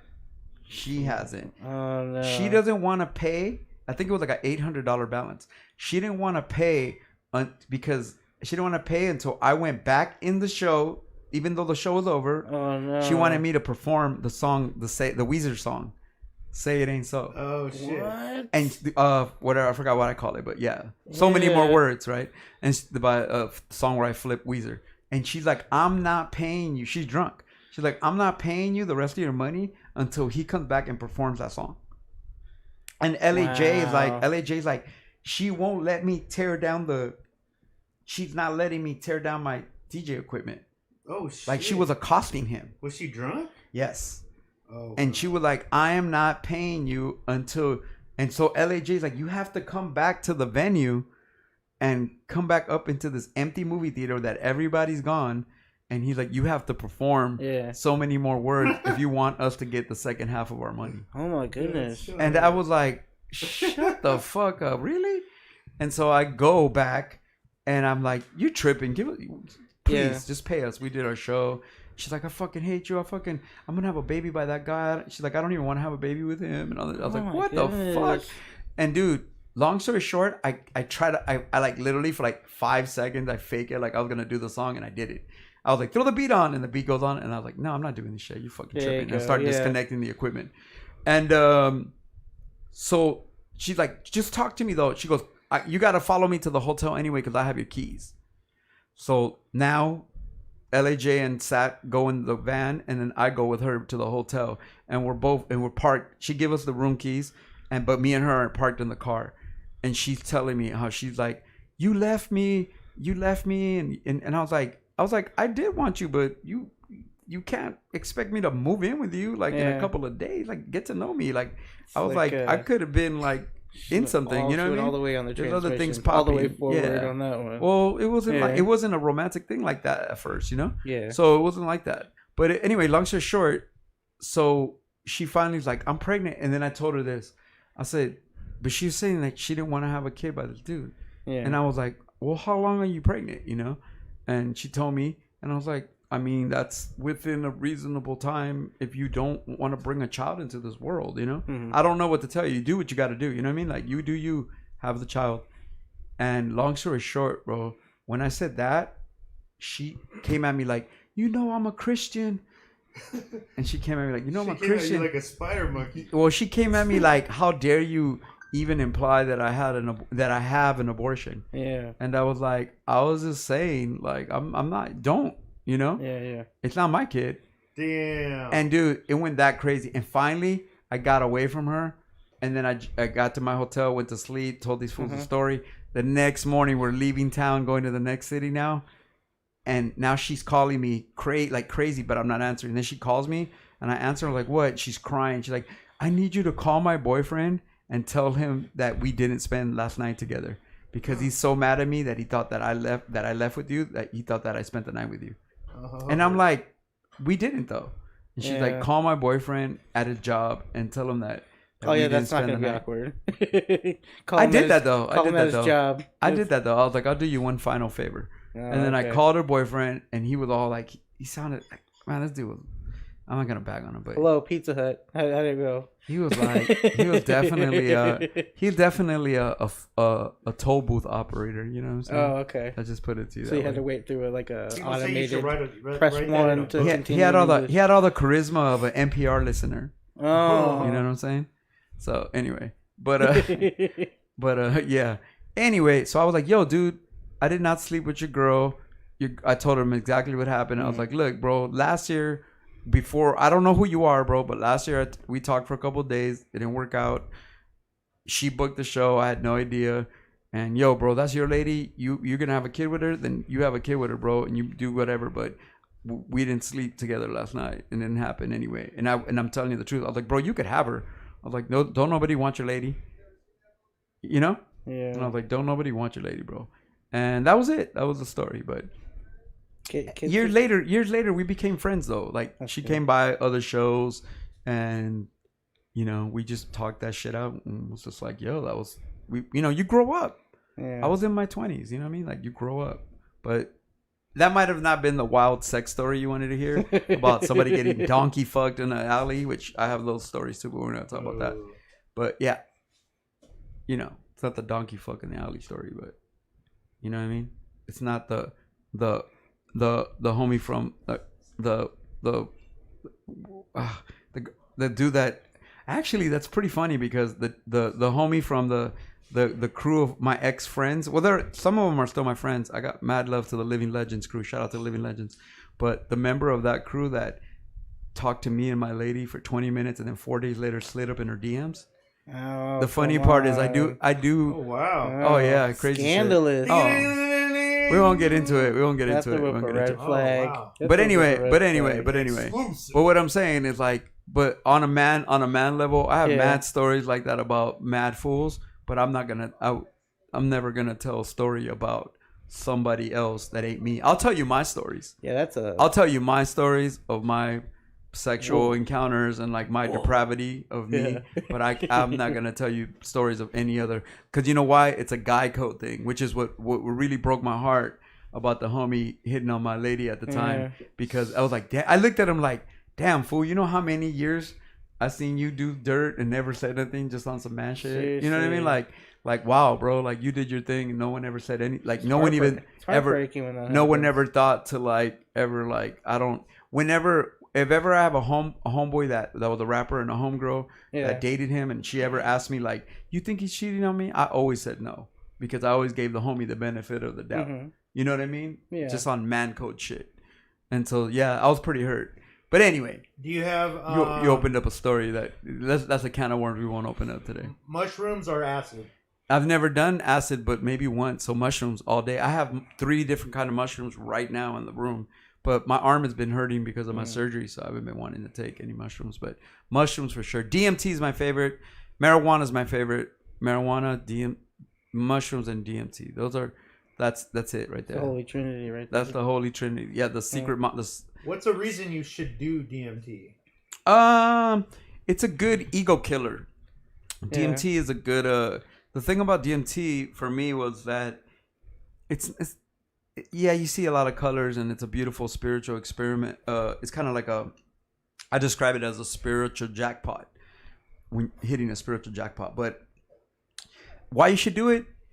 Expand your mind. Just honestly, you have to understand that there's a lot of parts of our mind that we've been suppressed, whether it's through education, conditioning. Dude, we're all aliens, bro. We are all incredibly smart. We are all critical thinking. We are all we have the ability to adapt to a higher knowledge. We can learn a math that we thought we would never learn if we apply ourselves. Our brains are incredible.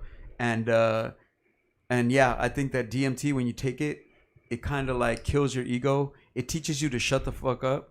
It teaches you to shut up and listen. And I always found that on DMT, I just listen.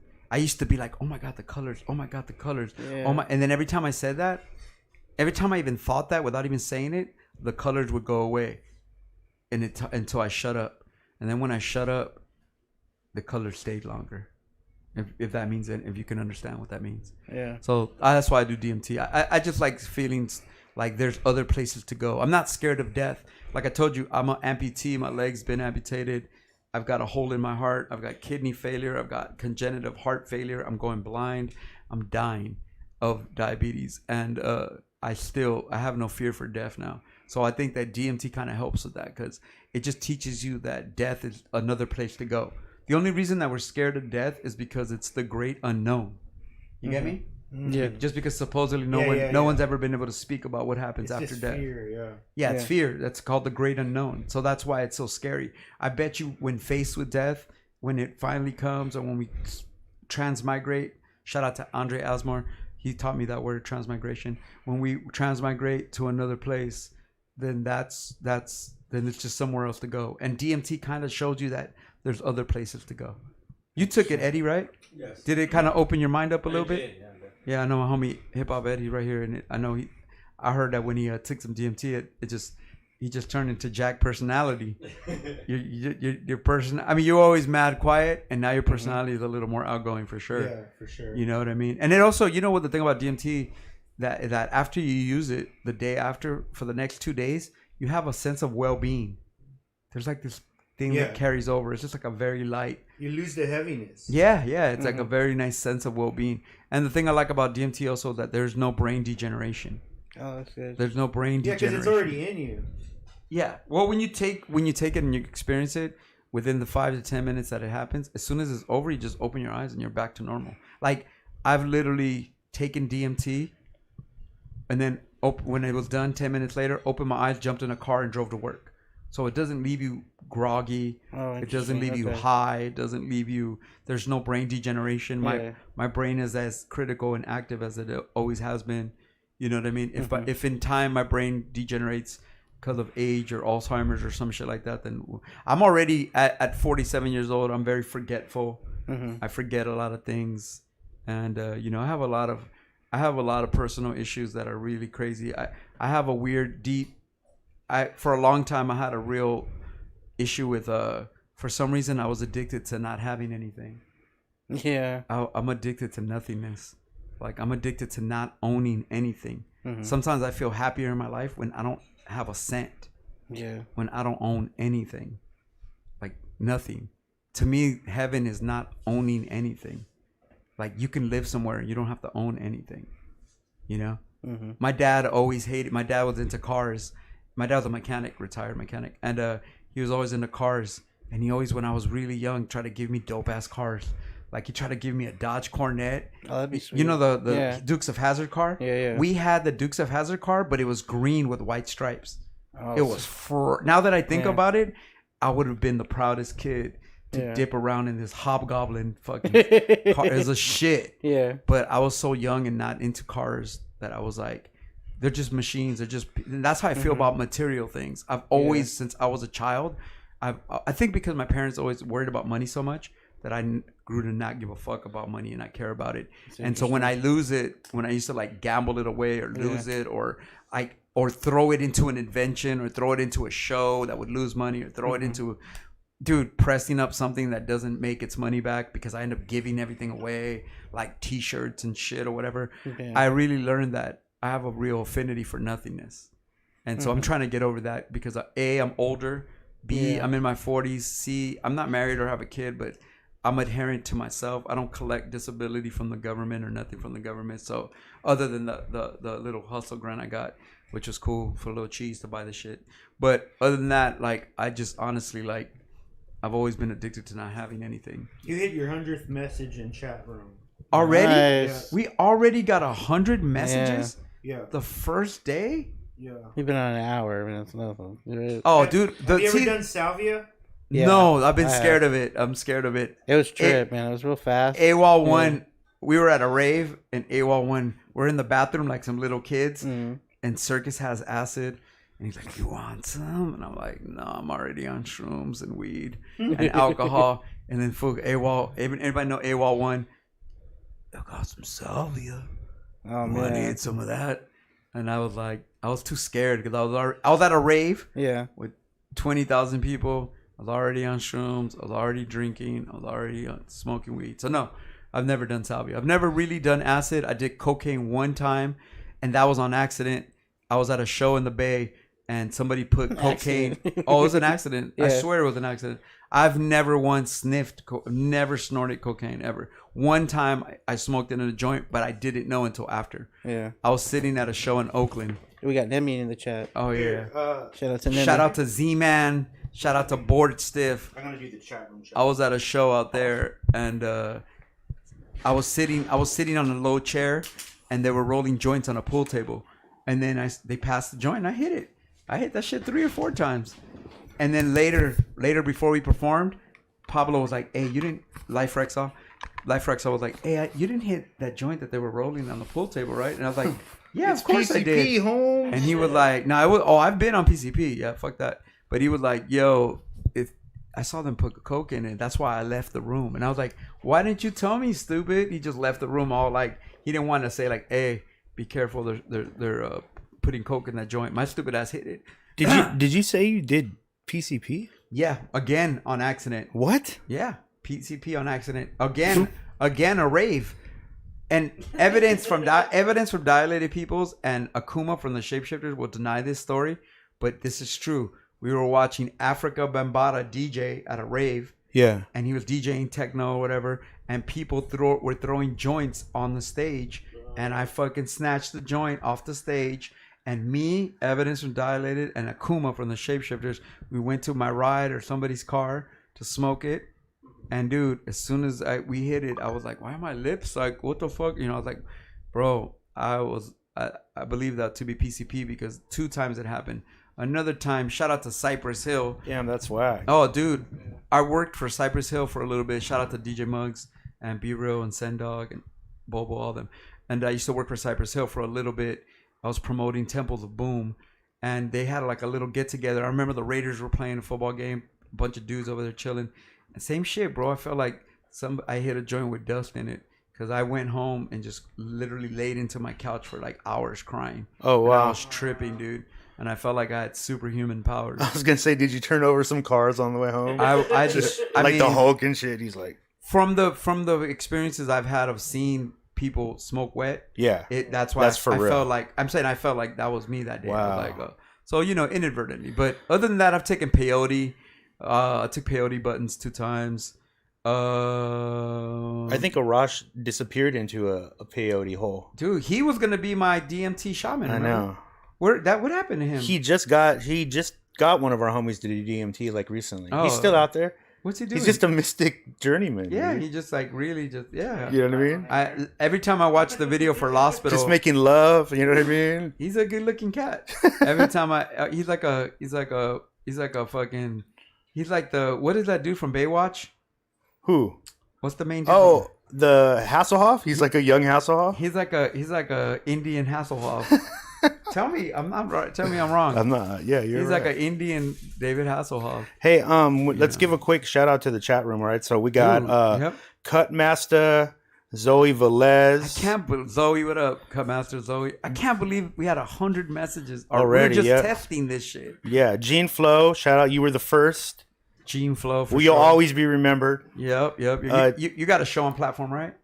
No, yeah, he does. Yeah, he does. So Yep. shout out. So I'm always gonna give you love, bro, for that one. Daniel Contreras. What's up, Daniel? Let's see here.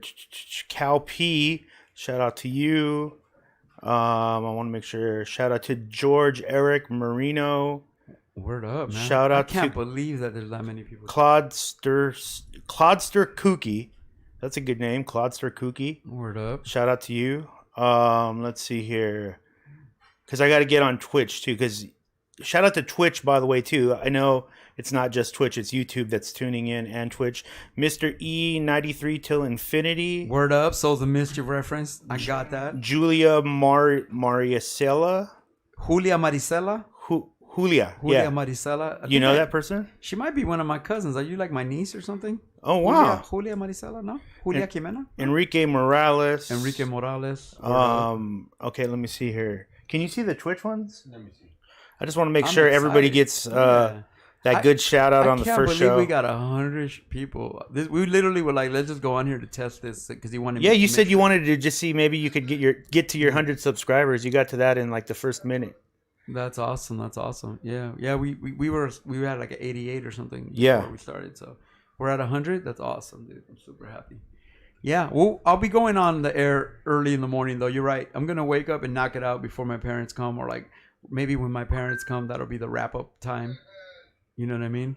Yeah. Filiano will be out here. There'll be, once I get the hang of it, people like D-Ski, hopefully Cholan Cinco, Life Rexall, Sully. I mean, you have so many people just stop in to check in on you. But really, like, not even to physically be here. I'm gonna have them call in. Yeah, you can have them call in. That's gonna be. We can have them up on the screen in video form. Yeah. So that everybody can see them.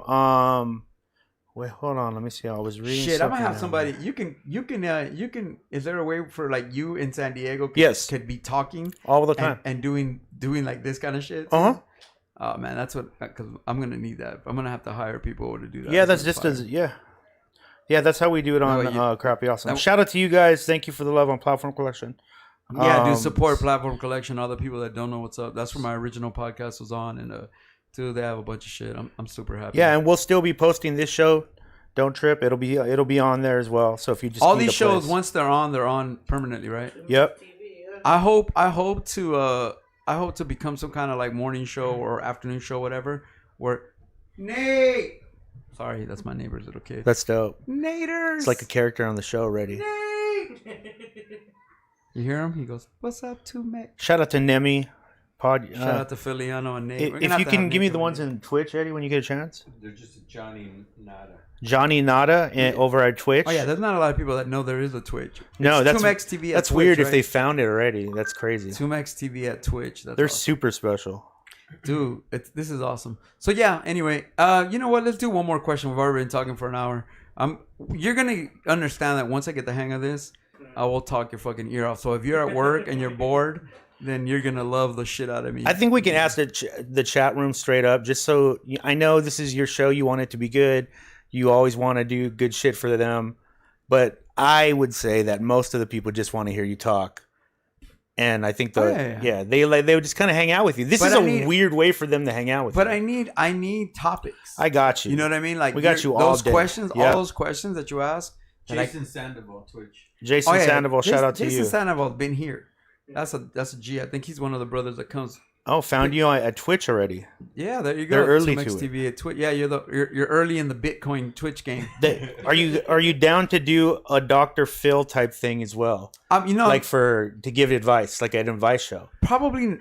It probably will at some points morph into everything. I'm gonna be a little bit of Oprah and be like, I'm gonna put a cranberry scented candle under all of your chairs. You get a joint. Yeah, you know. You get a joint. Yeah, exactly. You know what I mean? I'll be like, you get a condom. You know, and then the people that really the people are saying that the call-in thing is gonna be dope. Oh yeah, I'm gonna let you guys call in. What we're gonna do is not so much maybe a Dr. Phil thing, but I think that we're gonna turn into a depression line, suicide. People talking about their real problems. Yeah, because you get so many messages like that already. Because if you, for those that don't know, and sometimes I get a lot of stress and anxiety about my IG because I feel like I want to please everybody. One of the greatest things that I had to learn was that I can't please everybody. It was really driving me insane, stressing me out.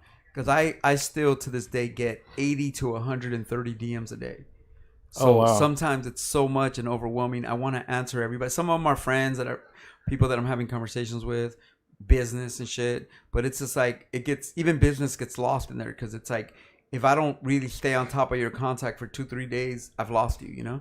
So I get so many. And then if I do something like this or something like I go live on IG or something like that, and it really flooded with more things. You know. So yeah. So anyway, long story short, the beauty about this is that we're going to be able to have these talks in a full range forum with no time limit. Yeah, in real time. And like I said, there'll be times on this show where someone that hates me, because for all the people that bless us and love us, somebody's going to hate us. Yeah. Someone's going to be like, you know, whatever, you suck or whatever. And, you know, always, you looked at me wrong 10 years ago. You know, who knows? You know what I mean? You know what I mean? You didn't make a song with me and my career went nowhere. You know, that kind of dumb shit. Hey, have you been watching the Versus stuff? I watched like the aftermath. You get the concept though, right? They want to know somebody just asked a question right on the top. Who would you want to do a versus with if you could do it? Just a fun battle. Like I play my hits, you play your hits. Understand that I have a lot of hits. I know. So it'd have to be somebody with a big catalog. Yeah.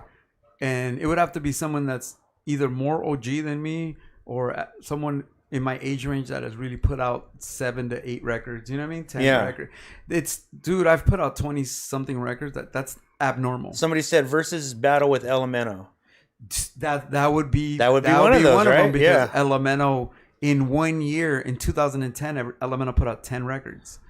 You know what I mean? Oh shit! The Elemento 10 pack. Do you guys know about that? No. In 2010, Elemento did a thing called the Elemento 10 pack, where on the 10th of January 10th, February 10th, March 10th, April 10th, until October 10th, every 10th of the whole year, he put out 10 albums. Yep. He put out one with me, him, and Kiku. He put out 3 or 4 by himself. He put out one with Babu. one with one with Kev Brown. I mean, he was amazing. So, and I personally know, and I've heard. See, this is why I would be nervous about Elemento. Elemento has 1 or 2 full albums produced by Madlib that no one's ever heard.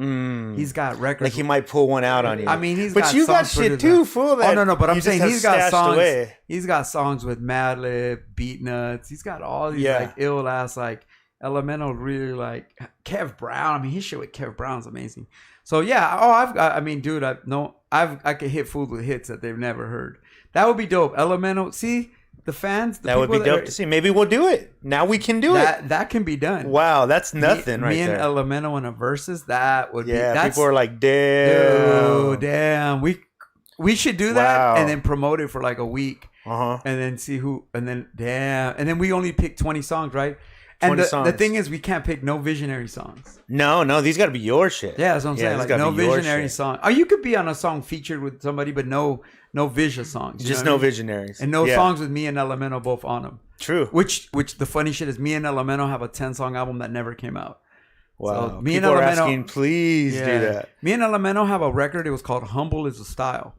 It was a 10-song album produced by LD, J-Rock from the Beat Junkies. Oh, shit. And this other dude that produced a KRS-One album. I think he was down with LA Simp. So those 3 people produced this album, a 10-song album. And we did the album in one day. Recorded. All the beats were done. We recorded the whole album in one day. And in fact, we would have made more songs, but my voice started going hoarse. But long story short, we made an album in one day.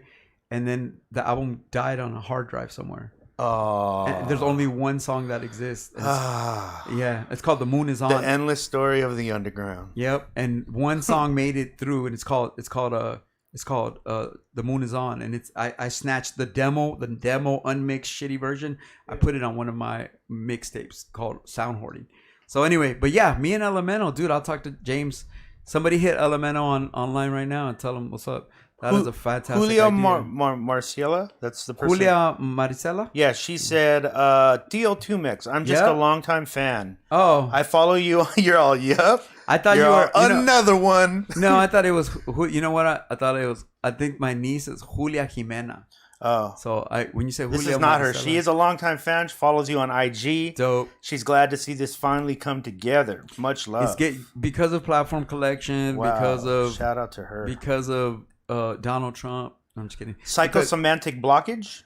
What's a good name, right? So SoCal Chica here. At SoCal Chica. Shout out to her. Shout out to SoCal Chica. That's my girl right there. That's old school, real hip hop soldier. That's a real SoCal Chica. That's real hip hop soldier right there. Much love to you. Jamie Drenan over on Twitch. Johnny Nada over on Twitch. We got people on Twitch. What Jason Sandoval over on Twitch. Shout out to you guys. Thank you so much. Thank you so much. You guys Please follow this. Please share it, guys. You know how it spreads. We don't have to tell you. If you follow us on Twitch. Alex Music saved her life. Oh, wow. Who said that? Helped her life. Who said that? Jamie. Jamie said that your music saved her life? Helped her life. Helped her life. You know what that means? Another one. That means so much to me. No, I appreciate that. You know what? I'll tell you this. That's what keeps me going. Honestly, look, that's what keeps me going. That and my need to be creative. If I don't create, I'm gonna die. So that's number one. But number two is those words. That means that shit means more than money to me. The love is real. That shit is real. Like that kind of stuff. Because I know I know that you mean it, because so much music does that to me. Yeah. You know what I mean? I listen to the Smiths or fucking hip hop, dude. I'm obsessed with this song by Cage. You know Cage? Mm-hmm. I'm obsessed with that it's like the sky opened up and God handed you directly to me. That song is so fucking sick, dude. And like every month or two, I get weird and I have to hear it. Like I don't hear it every day, but it's like I'd be like, I need that song, and I literally need it, and I need to hear it. And then I hear it 2 times in a row, and I'm good. I'm like, oh, that song is so dope. Or like, so music, like I understand, because music, like I feel the same way. You know, and in fact, I didn't realize when I was younger, when I first started making music, and when I was just a fan making mix tapes and shit, mix CDs, I used to try to make the perfect. I was always been a mix CD, mixtape guy. I mean, my mixtapes are famous. In junior high, if I gave you a mixtape and you were a girl, you It was the lucky. fire. Oh, you were, dude. What'd you have? Throw me 3 slow jams on your dude. slow jam mixtape. In fact, my mixtape was called Traffic Jam, by the way. Ooh, And it was called Traffic Jam. It's already fire. And it would have a troop. It would have Troop. All I do is Oh think of wow. you. It would have Keep Sweat, Make It Last Forever. Okay, it's already over. It would have let's see, those two.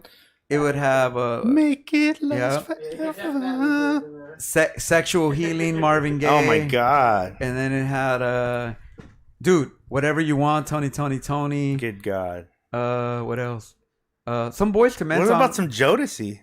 I like one Jodeci song. What? I think they're dope, but I like one Jodeci song. Jodeci was my shit. I like If You Think You're Lonely Now. Oh yeah. Then wait until That's tonight. that wedding or quinceañera song. That's boy. a Bobby Womack remake. The shit would always come on at the end of the Yeah. quinceañera. I would like that. I would have there was a real cutty group called 5 Star that were like a bunch of kids like like the Jackson 5, Yeah. and they were really like weird looking too. They looked all like 5-star? Yeah, they look like Michael Jackson after surgery, all of them. Just all of them. And they're all brothers and sisters. They look like a Michael. One giant surgery. They look like a Michael Jackson version of DeBarge. Oh shit. But they had some dope songs. That's you know what tight. else I would bump? Full Force, Full Force. Tender Love, Tender Tender Love. Love. EU, remember EU? Yeah. Oh You know- my god, you're going deep. EU, dude, I'm telling you. So going back to the mixtape Yes. thing, I used to always try to make the most perfect mixtape or the most perfect mix CD. When I started making like my K-Rock tapes, like with The Cure, The Smiths, Elliott Smith, the Eels, all this kind of shit, I started making these mixtapes, Rilo Kiley, all this shit. When I would make these mixtapes, I would start being like, what is it about every time I listened to the song that was like obsessed with, right? What is it? Like a science student, I would be like, what is it that's making me fall in love? What is it?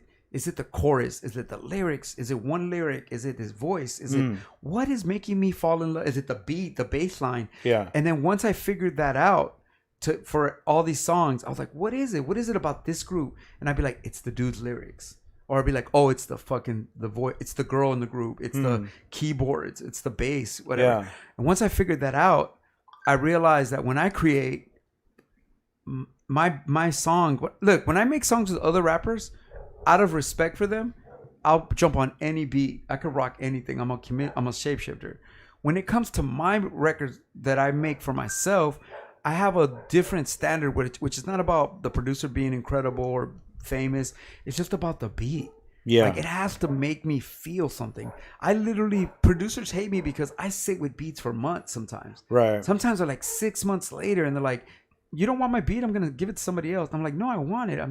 It's going through a trial sometimes. Sometimes the beat in 1 second, you're in love with it and it's yours forever. Yeah. And then other times, You're trying to find it. dude, speaking back to my boy Kazi from Oxnard, the Loop Pack, I have a beat from him that he gave me for the Hospital album 3 years ago, right? 3 years ago now. Yeah.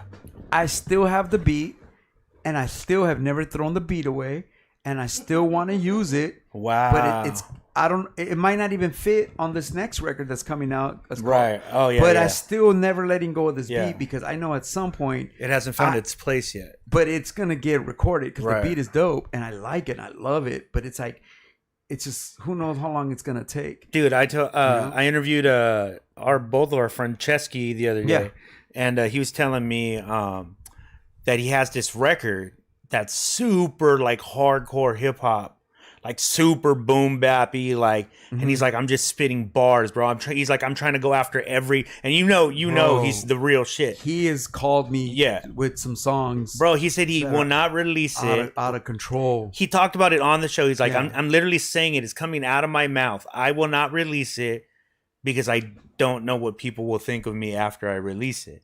I think I might even know the song you're talking about. Yeah. Because he's played me. There's one. The thing about Chesky is when he wants you to be on his album, because he's let me on one of his albums before, but then like the last time he'll give me a beat and it'll be some incredible choppy difficult thing. Yeah. But then he'll be like, I need it in like 4 days. And sometimes I work really fast and sometimes I don't. Yeah. So I feel like I missed out being on that last record because he had this incredible thing where it was like, Yeah, I He was might super know. psyched about this show I coming might back. know. Oh, dude, I might know what you're talking about. Because Yeah. every now and then, Chesky plays me something. But that's it's like, crazy how like he was saying, he's like, yeah, even me who has had some success here and there, he's like, I have fans, and he's like, everything I put out they like, and even me, I still have those doubts of like, fuck, will they still like this shit? And I told him, as a Yeah. fan, that shit makes me feel bad, because I'm like, damn, you think we wouldn't be like, oh, that's like happy for you? You know what I mean? Well, the thing is that, I mean, Chesky understands that not everybody follows you to your next step. Yeah. And that's not a Yeah. sign of failure. Yeah. That is just a sign of the times. Yeah. It could be a sign of the beats. It could be a sign of your topics. Dude, sometimes you make a record and you're in love. Nobody wants to hear Yeah. that shit all the time. Well, we can't control people. That's yeah, the thing. Yeah. So, Yeah. well, the thing is that, like I said, me personally, my music is way more, like I said earlier, schizophrenic. My shit's mad schizophrenic. All over the place. All my records are produced by 5 people, 10 people, you know? Very rarely. Mind Clouders was produced by 1 person. And, you know, I have a couple of albums that were produced by 2 people or 1 person. You know what I mean? Yeah. Really only Mind Clouders and Sun God Sons, the album I did with Elvin, DJ Nobody. Those are the only 2 full-length albums that I have that were produced by 1 person. Every other 25 albums were produced by 2 to 10 people. So anyway, my shit's real sporadic. That's like one of Mike's idols, by the way. Who? Nobody. That's like his. Oh yeah, He oh, geeks out over that shit. I've seen him go from incredible underground rap fan to DJ Shadow vibe to Mars Volta to indie rock, blank blue to Low in Theory, album with DJ Nobody. I mean with No Can Do, Bomb Zombies. The album he made with me. We as a joke we call it my Drake album because it's the only album I have that's produced like The shit was fire. that shit is though. fire. Yeah, I mean I always tell people, oh, that's my Drake album Yeah. because it's the only album I ever made that you could hear it now and it sounds like the hot shit that's out right now because it's pretty fun. But because of Elvin though, because of DJ Nova. He has really good taste when it comes to that shit. Oh, dude, he's going back to hip and then he went back to hip hop. He's like now he's back to like Really? I didn't know that. Oh yeah, and then he's doing he does everything whatever he feels like. He goes into psych rock, right? He does everything. So yeah. I always remember him for going to visit you when you were in the hospital. That one time we were up there and he had like these. You guys told some dope conversations about just music in general and how he was still discovering like the younger underground. Like Dude, he had just discovered like Reverie and all them. Like he was like, Oh, who are yeah. all those people? Dude, when I met him, he was 17. I was 19, so he must have been like 16, 17. Yeah. And I would go to his house, and he was one of my first 3 producers. Like we did 4-track demos. I'm the person that showed him The Cure. I was like, you never heard The Cure? And we sampled The Cure. Wow. And something. Then I brought him Soundgarden, and we flipped for the original Sun God Sun demo on a 4-track. We flipped up Black Hole Sun, you know? Yeah. Sun God Sons, won't you come and wash away the rain? Sun God Sons, you know? And we would flip shit like that, and we're fucking playing around with K-Rock music and the Smiths, you know? But yeah, man, a lot of my early demos were made with him and Omid. And dude, I saw him grow. I mean, when he made that album Soulmates, Yeah. I mean, it took him 4 years to make that record. That record is incredible, you know? And I was happy. He pushed me. He's one of the first producers to push me. We used to have fights, like real fights, because I'd be like, kid, I've known you since you were a kid, and you're over here telling me that I need to write better songs. And AC Alone is better than me and all this crazy shit. And I would be like, but he was pushing me to do a song called Shades of Orange, which turned out to be kind of like an underground classic for a little while. I know I used the song for 7 to 8 years, and people loved it. They put it out as a 12-inch Ubiquity, you know, and they put it out in Europe. And, you know, the song had mad run out there. So, you know, I respect them. A lot of like I said, this hip hop world, my first producer was DJ Khalil when I was 17. So I right off the gate, and then Khalil's legend. And then you know some of my first relationships, even though I didn't get too much production from him, was like he was Evidence. with Chase Infinite, right? Yeah, and back who's then, now ASAP Rocky's manager. Yeah. Back then, Wow. Self Scientific, but back then he was so dope. before Self Scientific, he was in a group. Dude, Khalil was the producer for this for another rapper that Jade Tiger. His name was Rasadon. Yeah. And they called him J Tiger. He was on all the self-scientific shit. And Rasadon they would call Soul Survivors. And bro, I'm gonna tell you, when I was going to make my first, and I'm talking about my first demos ever, and I was over here like, can you sample this? And like rapping all whack and shit. These motherfuckers had demos that sounded like Pete Rock and CL Smooth. Like the West Coast version of Pete Rock and CL Smooth. Like bang the head on the hard concrete. Like incredible jazz samples. I think Rasadon's dad owned a record store in Lamert Park. Wow. So they had, Yeah, they had access to shit like that. And they were at the age when I was first getting produced by him, they were light years ahead of. They were already they were looking at me like they were only producing me for the money because my homie Arif Eskinchen, one of my best friends at the time, who was part of their Solar Panel crew, he hooked me up with them, you know? And they took pity on me and produced me, and then later on liked me, you know what I mean? And later on, you know, later on in life, Khalil produced 3 tracks on Over the Counter Culture. He produced Visionary. He produced Visionary shit. You know what I mean? Yeah, the homie Parker Edison was talking to somebody recently about Sun God Sons. He said we were having like this hour conversation on that record. He was just trying to put his homie up on and how it connects to like the LA underground history and like where it fits. Yeah. That was a great record, man.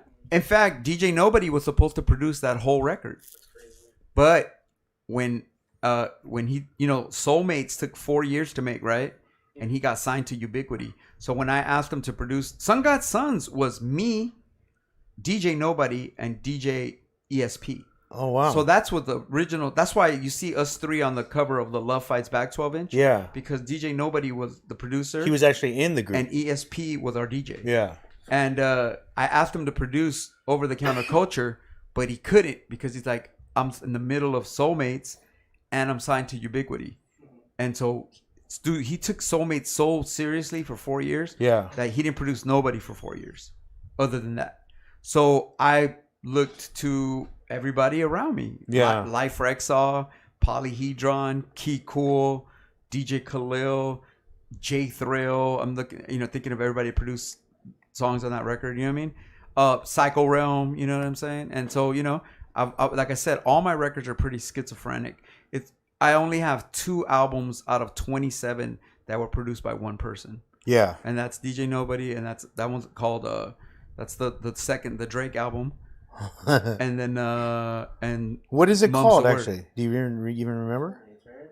No, the record I did with DJ Sun God Sons, it's called, god damn, what is it called? It's called something stupid. It's got a crazy Chicano. The artwork was done by Isaiah Toothtaker.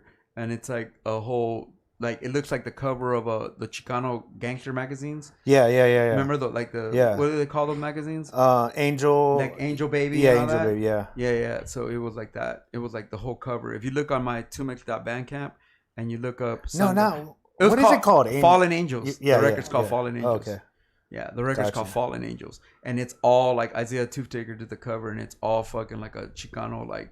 In fact, it's sad because that record never came out on vinyl or CD. It's really a digital. Oh, the chat room knew it. Fallen Angels. Yeah, okay. Fallen Angels. So I forget you have a chat room now. You can just go, hey, chat room, can you? Yeah. Well, you know what? Chat room. Remind me? I can't see you right now because of my blindness, but I'm gonna have you eventually in my phone, right in my face with big ass letters, and we're gonna be talking a lot more. So don't think that I'm not trying to be inclusive to you. Zach De La Roca. Did you? How close did you ever come to working with Zach De La Roca? Zach De La Rocha was supposed to produce music for me. The closest that I came to working with Zach was one day I was at his house. 2 things. One day I was at his house in Highland Park. Yeah. And me and him freestyled for about an hour. Just me and him. Because he lived with my homie Rudy, who was from Aslan Underground. And, wow. And Rudy was also from a Mexican descent. Yeah. There was a time when my homie Rudy... he was in both He was in a band, yeah. We had a band, and Rudy was the head of our band. So Rudy he lived with Zach. He was also in Aslan Underground for a while, and he was the drummer for us for a Mexican descent during the time we were forming a band.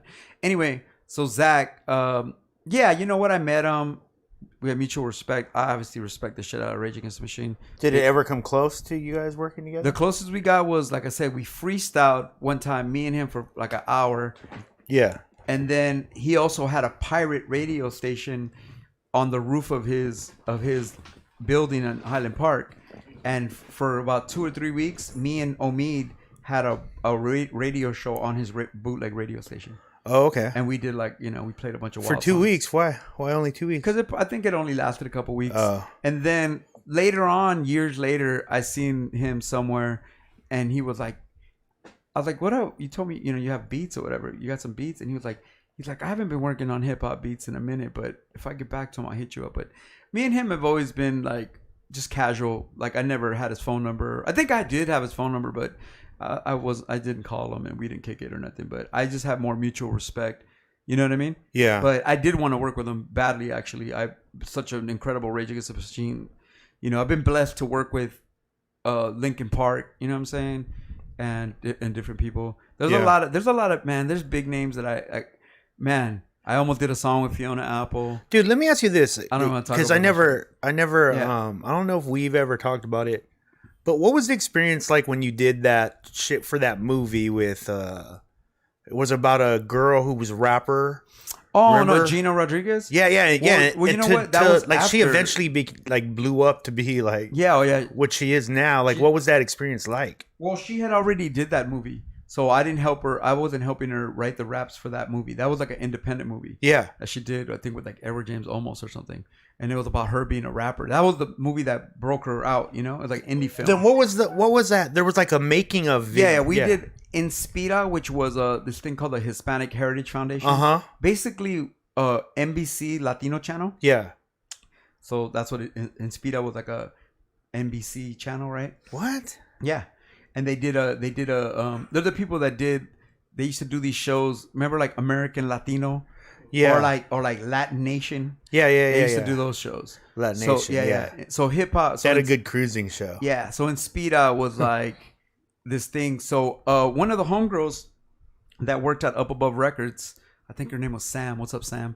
Sam must have been working for Inspira, and she was like, this Gina Rodriguez actress who just did this movie as a rapper, they want to do a thing with you and her, where you guys write a song together, a little positive ditty for Inspira.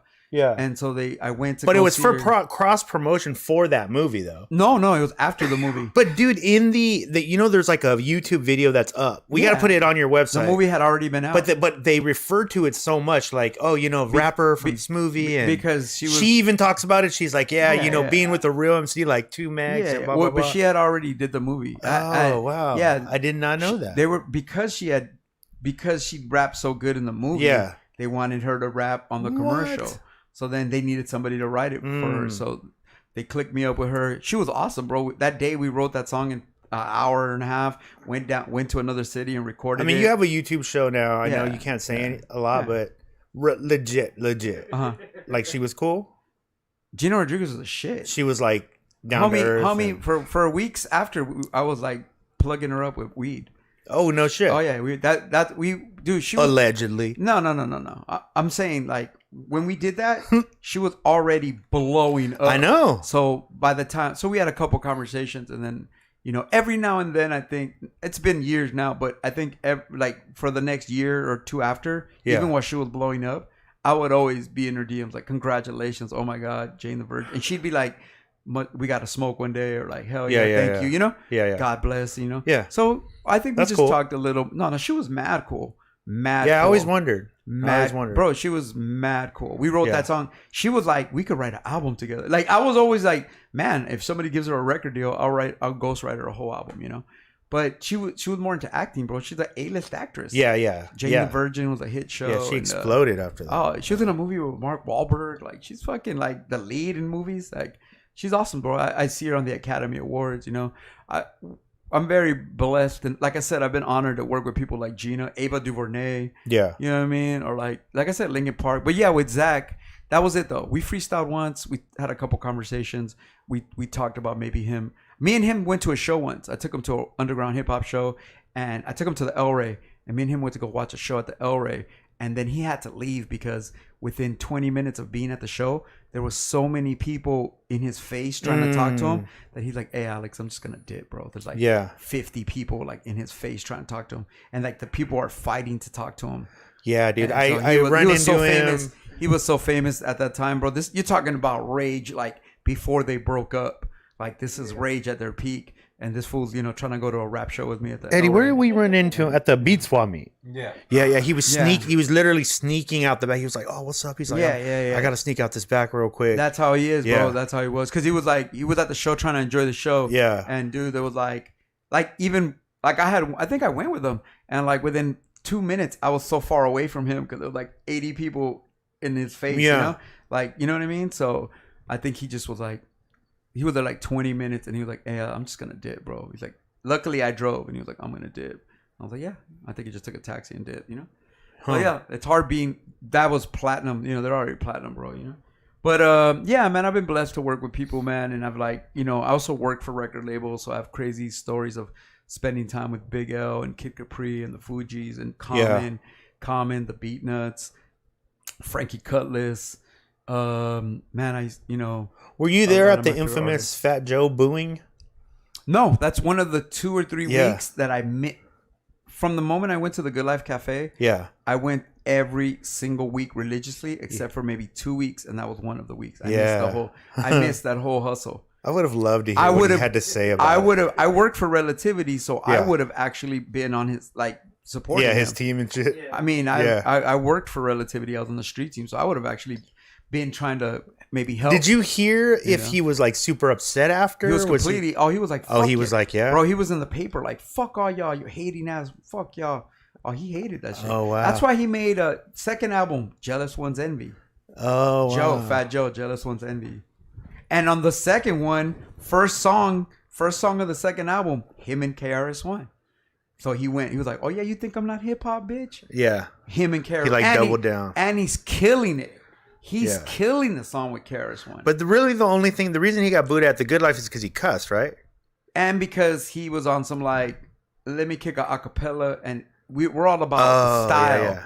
Well, we're all about style and cadence, and we want to, especially if you're a signed rapper. Yeah. We want you to blow us away. Yeah. So when you're like, hold on, cut the beat. Yeah. Yo, it's the one and only. Yo, the generic. Yo, they don't like me. That kind of shit was it wasn't gonna fly from Freestyle Fellowship could kick that verse, and then I could kick that verse, and I'm gonna get booed. So it was just the Good Life was like, we need style. We need something to Somebody said Joe mentioned that last week. Fat Joe. Wow, that's interesting. Maybe. If you have a clip of that, send that to us. Yeah, I mean, put that in the comment if you can find that. That'd be dope. I would love to hear what he had to say. Yeah, I never. You know what I mean? From his perspective. I'm sure from his perspective, if you listen to it, he was like, "You guys are all hating on me." But I'm saying, in retrospect, I wonder, because now he probably didn't even know how big the history of that place was going to be. Now it's even bigger, Yeah, well, he's from the Bronx, bro, where hip hop originated. So if you were from the Bronx, anywhere you go, you're like, we started this shit. I swear, that's really I would take that if I was. Were you there when Biz Markie went? Yeah, I'm on with him. I'm on with it. I there's a freestyle with me, AC Alone, Biz Markie, Funky Trend, Choo Choo, and Sesco Padalian. Mm-hmm. Yeah, it's one of them. I'm actually putting it on my YouTube channel. Oh, they said it was on his. He was talking about it on his live, and he wasn't hating. He was just like, "Yeah, that happened." Yeah, that was back in the day. Yeah. It was a different situation, bro. If you walk into a place and you're in New York. And once again, man, you're a Puerto Rican that's used to saying the N-word, right? Right. And you're fucking fuck this, fuck that, fuck, yo, I'm Fat Joe, fuck it, that's the way he raps. Yeah. Nobody in the Bronx is if you're a Bronx rapper, you're never gonna step into any building where they're telling you can't cuss or disrespect women. Right. Hip hop is misogynistic by nature. Yeah. So that's what happened though. But I wasn't there. I was at the Bismarck. Dude, one of the things that kept me going as a rapper was when Biz Markie was there, because the reason Biz was there for a couple months was because he was filming the last season of In Living Color. He was a cast member. Oh, that's why he was in town. Of In Living Color. So he lived in LA. So of course he's such a hip hop head. Yeah. He's going to the Good Life. Found the spot. So, bro, I'll never forget. So the week that I got on stage and freestyle with him. Oh, MC Search from Third Base freestyle with us. And I dissed MC Search. Yeah. And I don't know why I dissed him, because I love Third Base. That's just young haterism. Yeah. You know, I used to like the song called Brooklyn Queens, but I'm from LA, so I have West Coast dreams. I said that. Yeah. You know, and I was just freestyling. And I was like, why am I hating on third base? I love fucking third base. But that just shows you when you're 19, you're just, and somebody's like really successful and you think you're dope. Yeah. You're going to do shit like that's young hater shit. To this day, no matter what people think of MC Search, I love third base and I grew up listening to Yeah, you were on record on a couple podcasts saying that I love you Third hated Kid Frost early on. I You did. were like- It wasn't Yeah. as much of like hating Kid Frost. Yeah. Dude, me and Frost talk all the time. Yeah. Kid Frost hits me up like almost But you every said day. when you were young, you were like, Well, when I was young, I was Yeah. anti-gangster rap. Yeah. Because I wasn't a Chicano gangster rapper. I was a fucking church kid.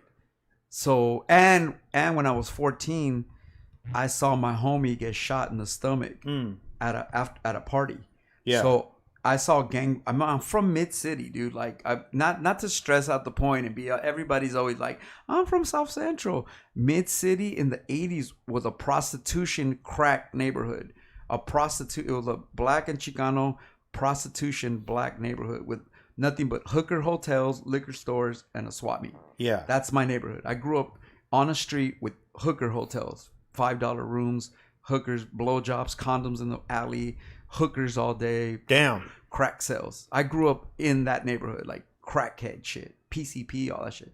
So for me, like I was a church kid, like straight up going to church almost every day. I was like a Catholic and shit. So at 14, I went to a house party. My homie Herbert got shot in the stomach, and I saw him bleeding and crying, and dude almost died in the ambulance. I mean, you know, the horrificness of.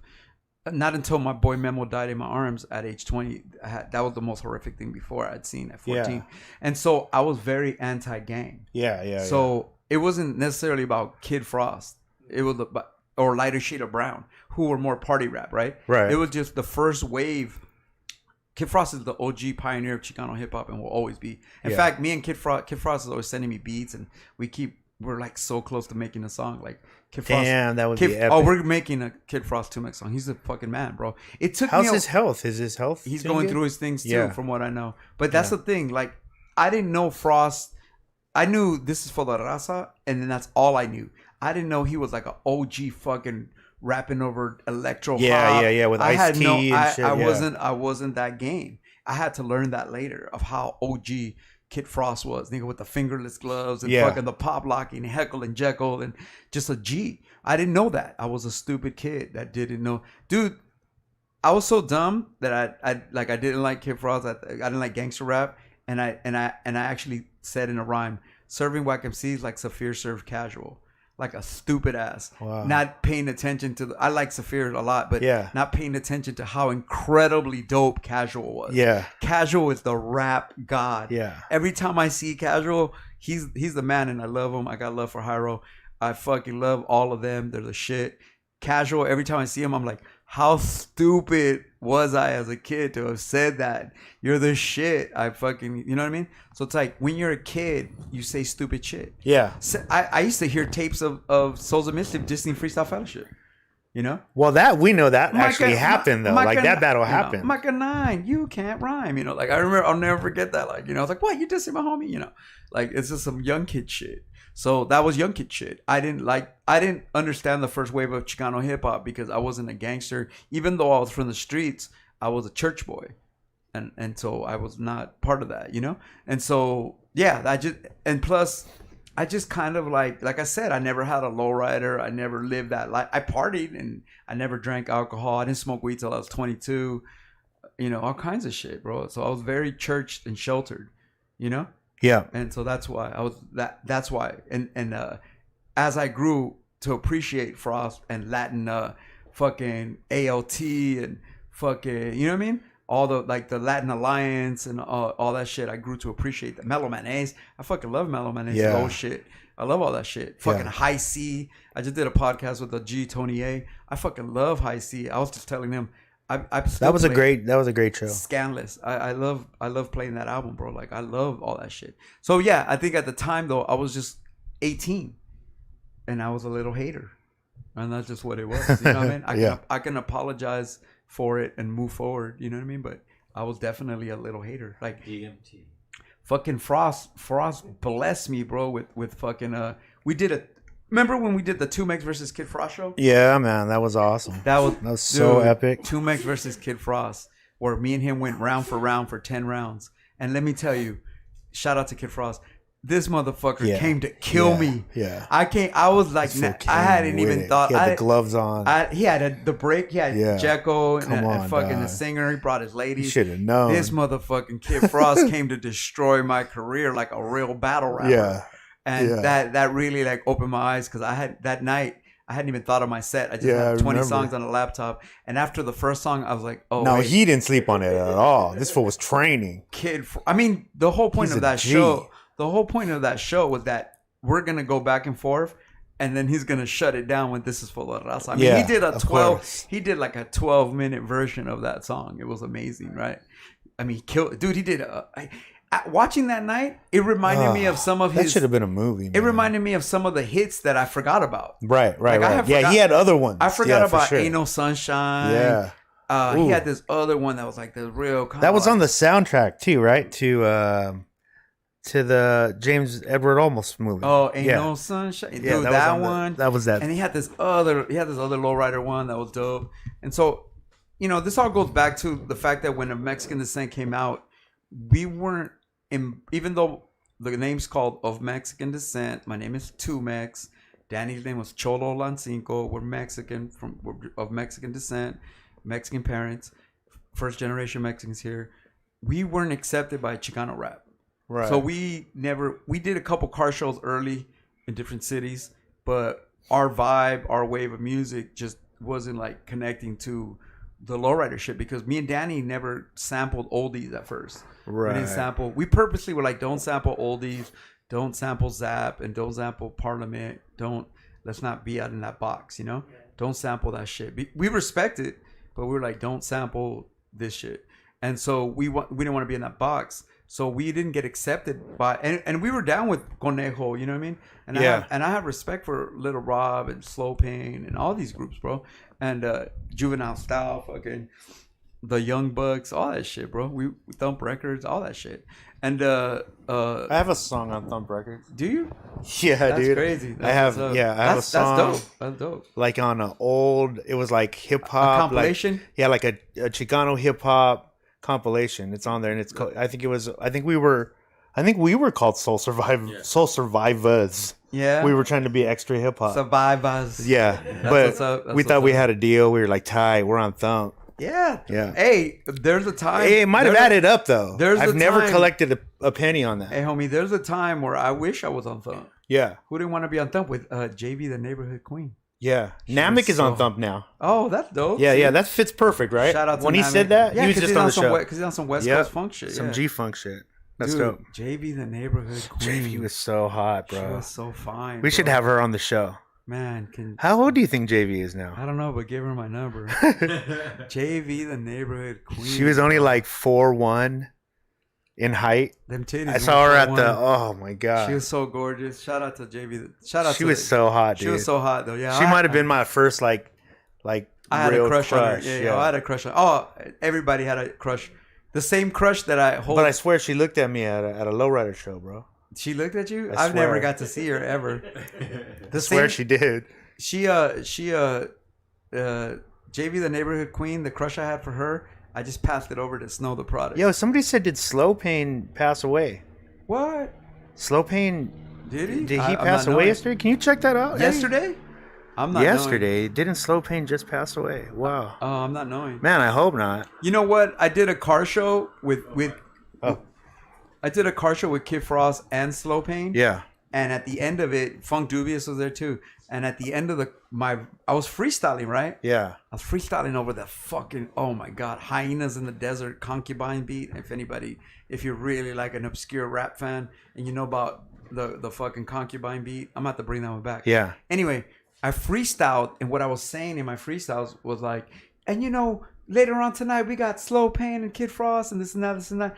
And just because I said his name. Oh, he thought you dissed him. When I got off stage, him and his gang of people you were almost like, got hey, shanked? you talking shit? Hey, you talking shit, homie?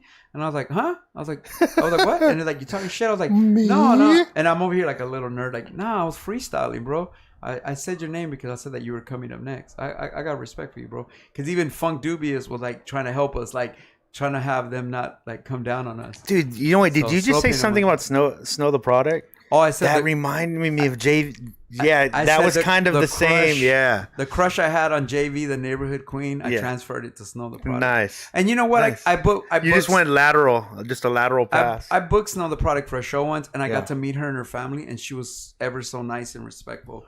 And that was it. You did like a cover of one of her songs too, didn't you? Yeah. I flipped. I love that. Waste of Time. Yeah. You're a fucking waste of time. I did.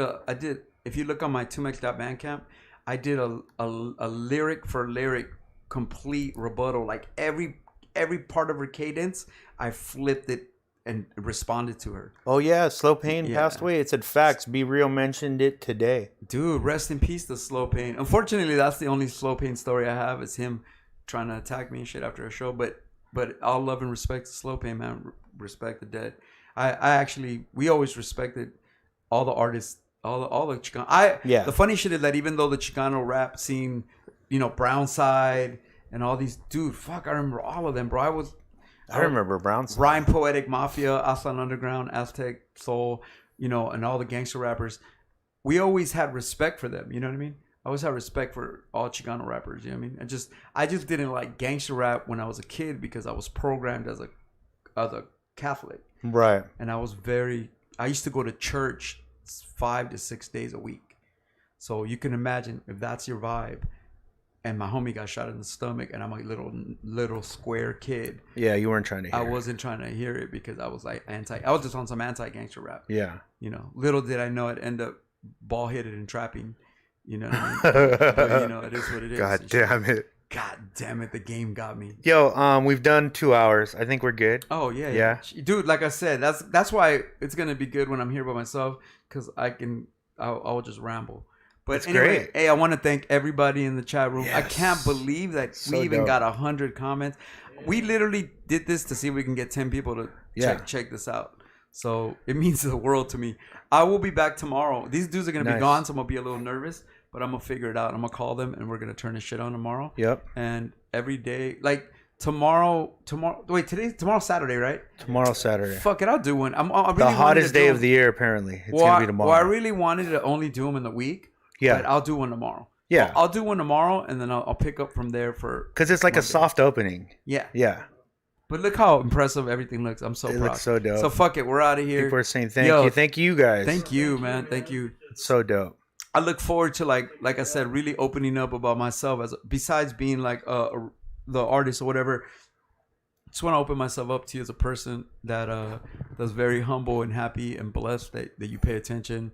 And I'm very blessed, dude. I'm not a perfect person. I've made many mistakes throughout. The one thing that we're gonna discover, the one thing I know about being famous sucks. But the one thing I learned about fame or adulation is that the more people love you, the more whether you've done someone wrong or someone sees you as you've done them wrong, those kind of things if that energy is alive, you know what I mean? Someone even on IG, I'd be like, good morning, God bless everybody, and someone's like, cut your nails, they're dirty. Like, jeez, Jesus fucking sorry. Fuck, sorry, bro. I'm so fucking sorry. You're too fat, you're too skinny, cut your hair, let your hair grow. Why don't you cut your beard, your mustache? Your face is oily. Your breath, just fucking dude, everything. So that's the kind of scrutiny that people take. So you're too sexy. Be on here, yeah. I get that in the DMs. Oh, you too? But yeah, cool. Oh yeah, I'm too sexy for the show already. But we're fucking. That's gonna be the theme song when the opening credits play. It's like, I'm too sexy for this podcast. Do the like the trap version. I'm too sexy for this cast. Too sexy for this cast. Too sexy won't last.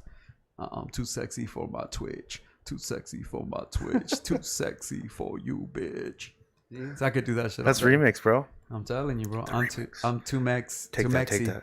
I'm too mexy for this show. Too mexy, Anyway, but like follow, I said, subscribe. I'm gonna let you guys go. But yeah, dude, like I said, let me just tell you.